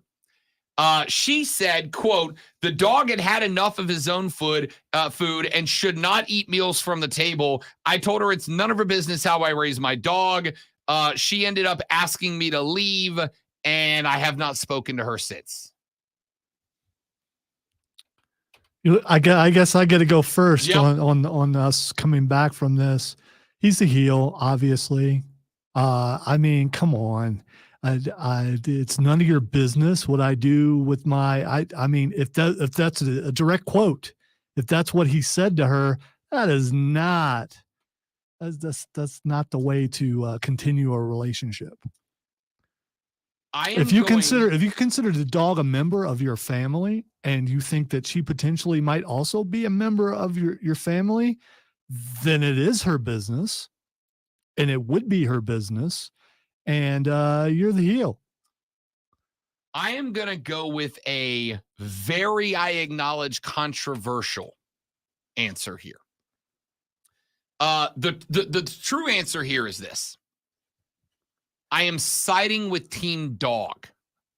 4 years with the dog versus a few months with the lady, okay? I'm going to start with, dude, you're probably just not compatible, okay?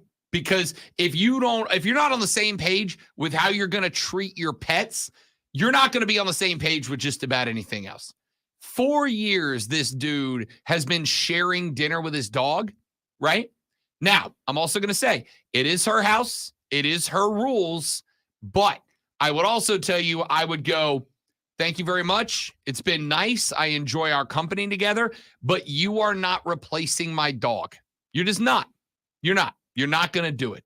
My dog has gotten me through 4 years. You've been here a couple of months. So I'm just going to write this off as we're not compatible. And I'm going to move on. All right. So we're hearing a different story here. She didn't say anything. She's not trying to replace the dog. She said the dog already ate enough, no, but if so I he shouldn't be you, feeding more. And then he said it's none of your business. Well, if she already saw the dog, I mean, maybe the dog is fat. We don't know. Maybe the dog can barely get his belly off the floor when he's trying to move. Maybe this guy is overfeeding his dog and she's trying to save the dog. Yeah, but she wouldn't be saying that only at dinner time. Right? That wouldn't be the bomb you drop at dinner time when you saw it for the first She said time. he's already ate enough. Either way, he's already had enough food. So you want the dog to be fat. That's what it comes down to. You like fat dogs. You are making up a hypothetical about this in order to You're the reason why America's obese. No, I'm the reason I'm obese. All right. All right. You know we can't do this without having a pregnant lady one. Gotta have a pregnant lady one. Always a pregnant lady one. Lady says that she is 4.5 months pregnant, right at halfway through her pregnancy right now. She said, my fiance and I are expecting our first baby sometime around early June. Said his family has a vacation home in Florida, and every year they go to Florida for about a week around the holidays. They have invited me. I have gone in the past. But at 4.5 months pregnant, I do not feel like putting up with this. It's not very roomy, spacious. I'm not going to have my own bed, etc. I don't want to go. He said, okay, that's fine. I'm still going to go.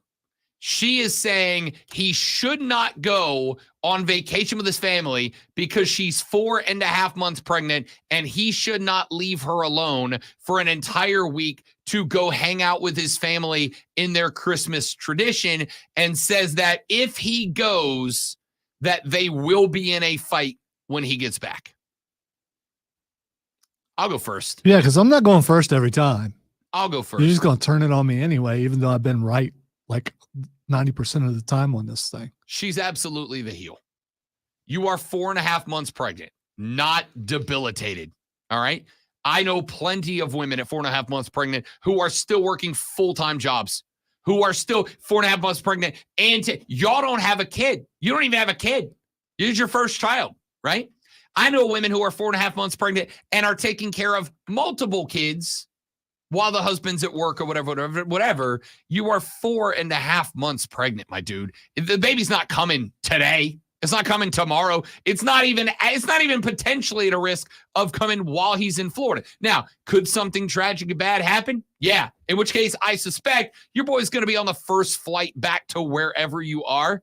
But she is absolutely the heel to try to yank him away from a years-long family holiday tradition. All right, so I don't want to break up families, but I got to say this. You should have known that he was a mama's boy before you got pregnant. And now that you are, he's choosing his family over the family he made, and he's going to go elsewhere because it's tradition instead of staying home. And I know all about a pregnant woman who worked during pregnancy because my wife did it during both of our children. And he has chosen his family over his immediate family, which is his child who's about to be born. Obviously, he's the heel. About to be born. It's 4.5 months away. Yeah, you don't know what could happen. Premature babies happen all the time, unfortunately. And something could happen. Oh, he's going to get on a flight and be right back, but it might be too late by then.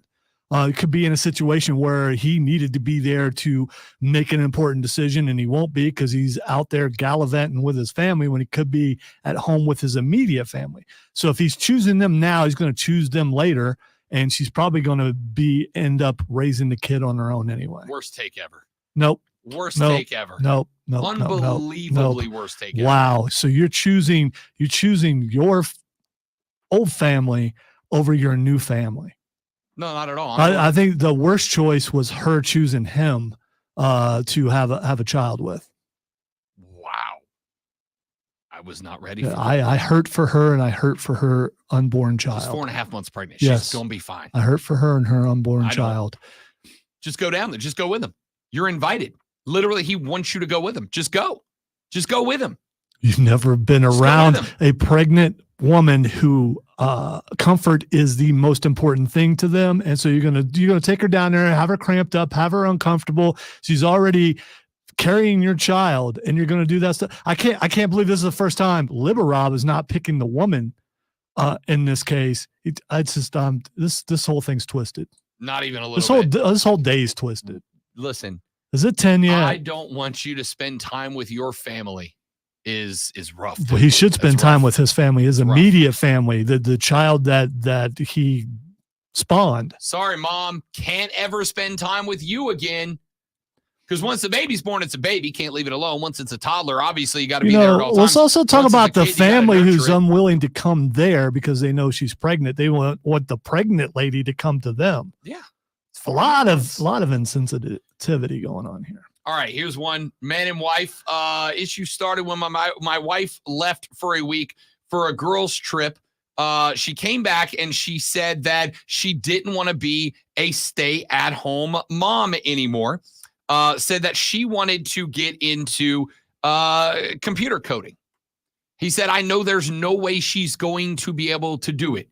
She has not only got ADHD, but she's incapable of concentrating on anything more than about a half an hour at a time. He said that in order to prove this to her, I opened up one of my big projects that I had to do. And then I gave her a very simple coding exercise. It was something that was going to take a couple of hours, but it was a very repetitive task of just verifying that these numbers are right, and changing the next number to reflect that, etc. He said this was a very simple part of a largely complicated project, and I let her at it. He said it took her about 8.5 hours to get the job done. After which point I told her, if I was your boss, I would have fired you. That job should have taken 2 hours, and that is 10% of the total project I have to do by the end of the week. You are not capable of doing this job right now.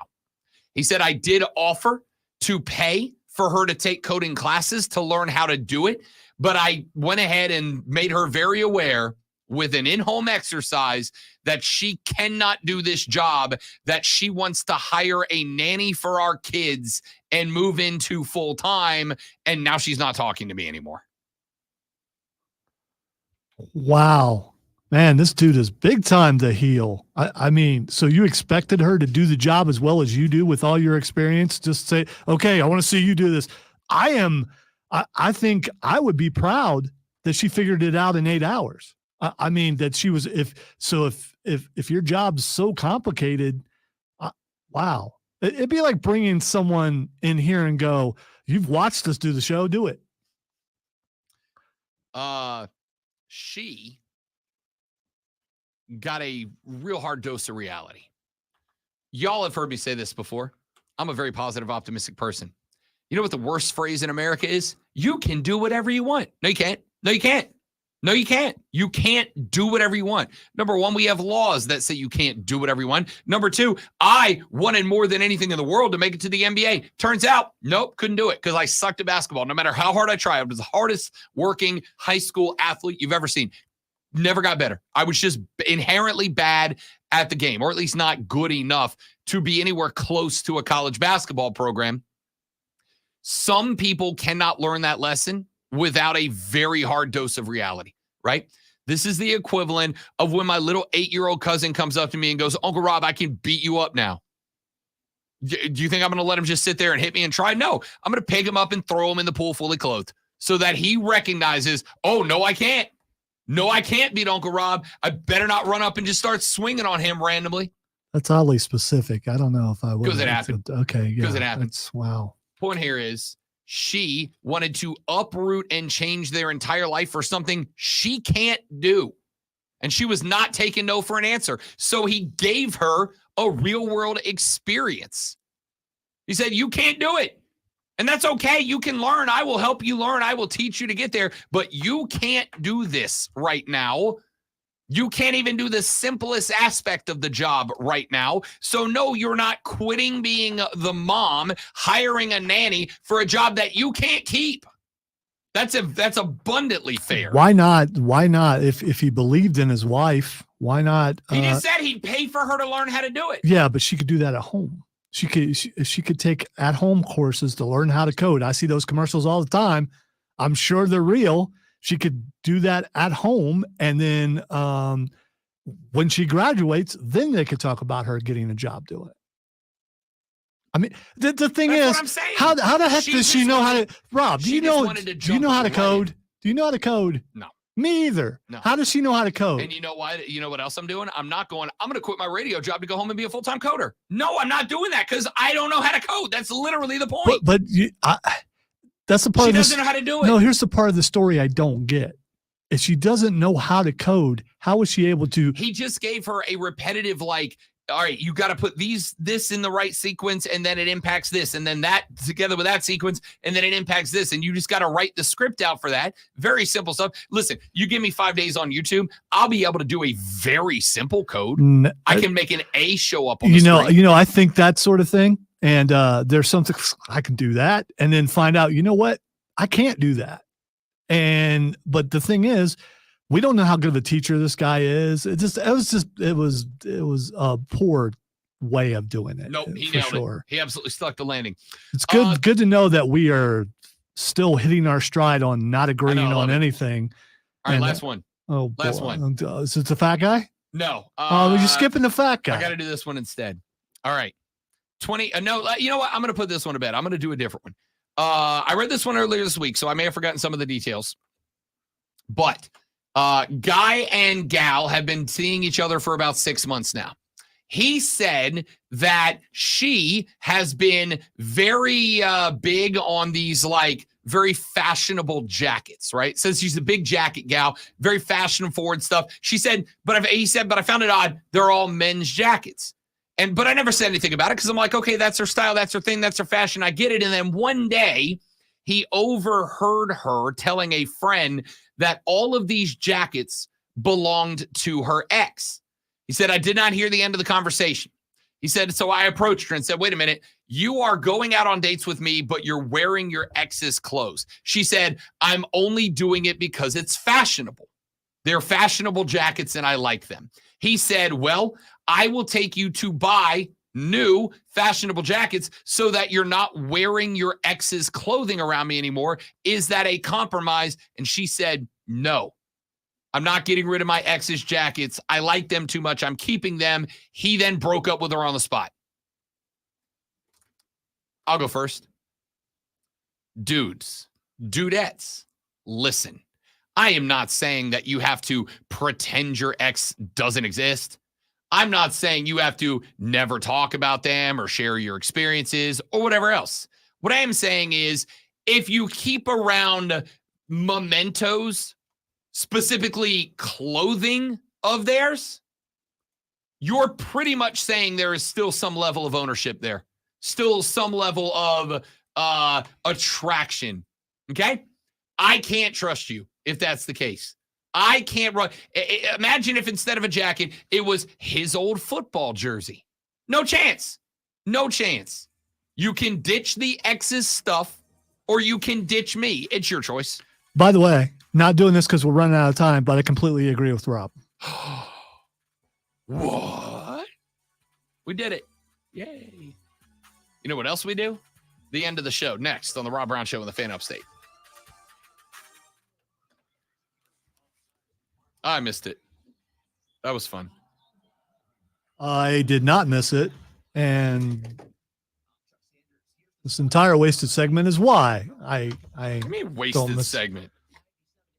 Text line lit up. Yeah, well, maybe it's because Lonzo is an island. Maybe that's why. I'm out here all by myself with my opinions, and I'm not a part of the majority. I know you guys are shocked. And by the way, I can't be a contrarian if I go first.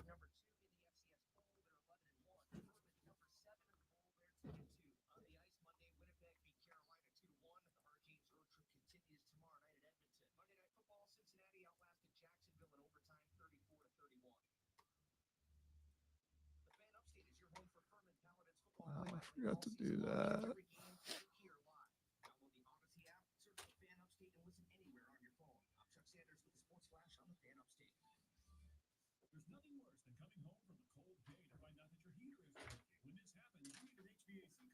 Nailed it. Y'all saw that? Y'all saw that? I didn't see anything. I was looking at my screen, so I have no idea what he's even talking about.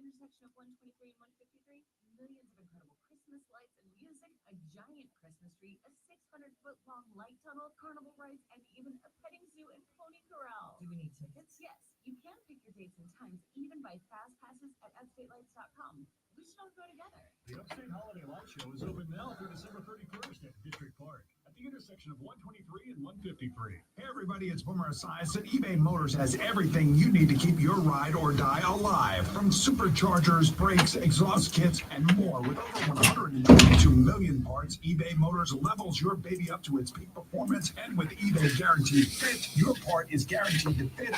Is it a Polk High jersey? I don't even know what that is. Al Bundy. Oh, okay. I guess touchdowns in the state championship. I guess I do know what it is. I'm slow on references today.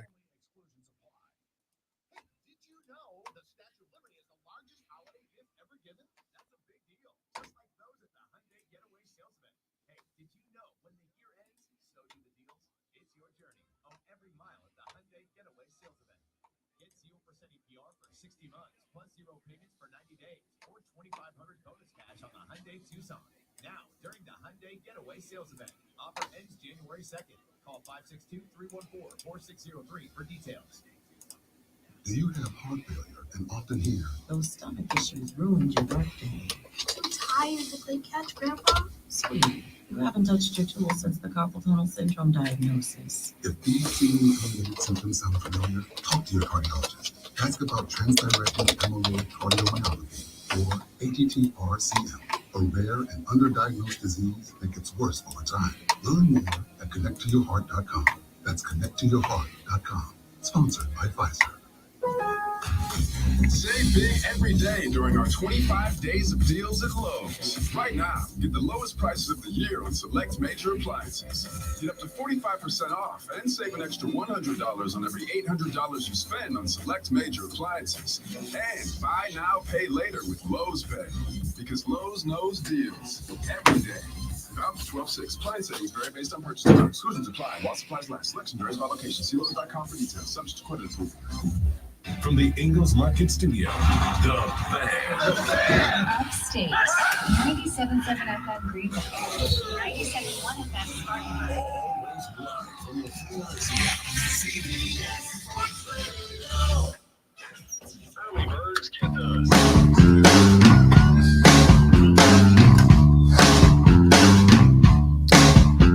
All right, wrapping up the radio broadcast here on a lovely Tuesday morning. We appreciate you all being here with us at the Rob Brown Show on Twitter, at Lonzo on Word on Twitter. You can also get at us on the text line, carpros.com text line 71307. A lot of y'all responding to Faces and Heels. I love that. Texter said, Jacket Bro did the right thing there. Yeah, of course he did. 100% he did. Texter said, exactly. She is uprooting their entire life and structure, but he is clearly being supportive by trying to help her and get her trained to do that job. Yeah, I think the fact that he offered the training instead of just outright saying no was a bro move. That's a bro move. And we love bro moves around here. Texter said, Alonzo, I love you. You're wrong, but Rob is, I love you, but you're wrong. Rob is right on this one. That's from Red. What up, Red? Good to hear from you, big dog. Yeah, you weren't specific as to which one, but according to many, I was wrong on every All of single them. one, except for the last one that we agreed on. Yeah, you were right on that one. That's so whatever. Texas said, it's not like he told the pregnant lady not to come. That's childish on her part when it's something they have done for years. Exactly. This isn't like a first-time trip. This isn't, This sounds like a bunch of dudes talking about something they don't know about, and that's being a pregnant woman. That's what I hear. Nah. I'm more sympathetic to the pregnant woman. Sorry. All right. And then as far as the dog goes, the girl is the heel, but he could have responded better. I do agree with that. That He was combative. I made that point. That's the reason why I said that. He was because of what he said. I will also say, however, as far as combative goes, I am not. Let me start with, I am not. There are some germaphobe people who would not like their dog eating off of plates. That's what dishwashers are for. I am not I am not the guy that goes, oh, dogs are the same as kids. I get it. Okay, because because it made it sound like that you were that guy. However, how are you not that guy? Because you sounded like you're that guy. Here's why. Because to people without kids, dogs are the best thing. Hey, does your dog have like a sweater or something? No, we don't dress the dog up. Yes. Okay. All We do right. not dress the So dog up. then you're not that guy. The dog has had one football jersey purchased by the fiance, and the dog does have a Halloween costume. All right. Never mind. I take it back. But that's it. I take it back. Like I'm not putting her in a cardigan to go out to the bar. All right. We go to the bar. She's got a cardigan. It's fur. What I will say is to people without kids, especially if you've never had a dog get you through a rough patch in your life, you can't understand. My dog got me through some of the worst parts of my life. Listen, that's awesome. It's not awesome that you had bad times, but that you had someone or something there for you. Yes. But you don't have to. And You don't have therefore- to say what he said to her. And therefore, I am fighting for my dog probably more than I am fighting for a lot of my not immediate family members, right? I am fighting for my dog more than I'm fighting for distant cousins that live on the other side of the country, because that dog is my family.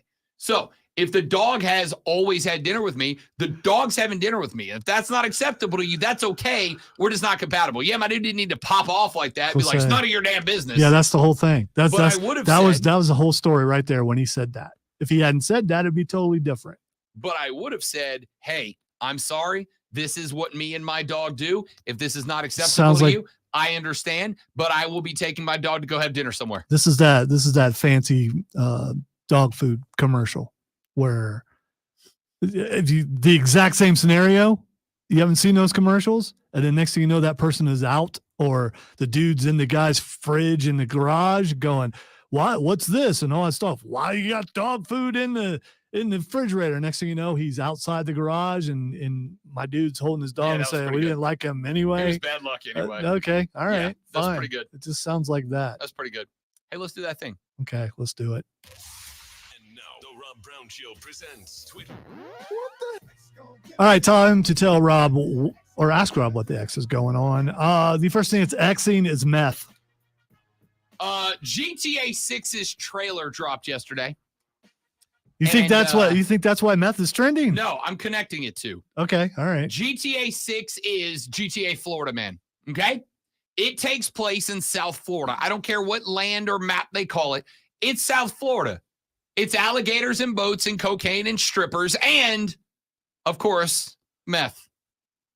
Yeah, I couldn't figure out why meth was trending. I felt really weird clicking on meth trending, and there was just a lot of things blowing up. So I okay. So you haven't seen the video of the house exploding yet? Yeah, I did. I'm gonna bet that's a meth lab. Okay. Or yeah, at well, least people think it's a meth lab, and that's why it's well, trending. yeah, it's around, I wouldn't say neighborhood, but our area where I live, if I hear a boom, that's what I think. Meth lab. Yeah, that's what I think. That's what we even joke about that. All right. Somebody's bad hath been broken. Yes. The next thing that's trending is Superman. I I got nothing for Superman. All right, there is a video, and this is trending, so don't give me that look. I know I'm a nerd, and I'm wearing a Superman shirt. Superman is trending because there's a video with over 1 million views, and you should check it out. Superman versus Goku. It just dropped yesterday. Who do you think wins? Because you nerds do it, Goku's going to win. No, Superman wins. Really? Sorry, I spoiled it. No, that's okay. But I yeah. accept it. That's shocking, though. Like, that's every time I see one of these, it's always the anime dorks going, our guy's undefeated. The last part of the video is unbeatable. Goku sitting there, and then he looks up and notices his halo. Okay. I like it. Ladies and gentlemen, boys and girls, children of all ages, that's it for the show. Hope you enjoyed it. We'll be back tomorrow to do it all over again, but better for the midweek edition of the Rob Brown radio program. That's Lonzo. I'm Rob. See you back here tomorrow. Have a lovely day. Goodbye. Yeah!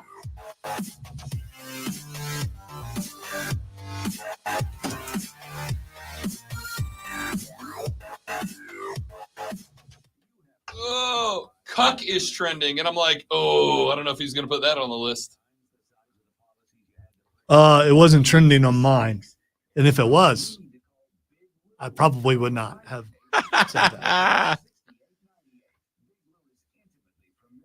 And if Chris were in here, he'd be rolling in the floor laughing just because you said that word. You people are so juvenile. Yeah. Isn't it hilarious? It is radio. Yup.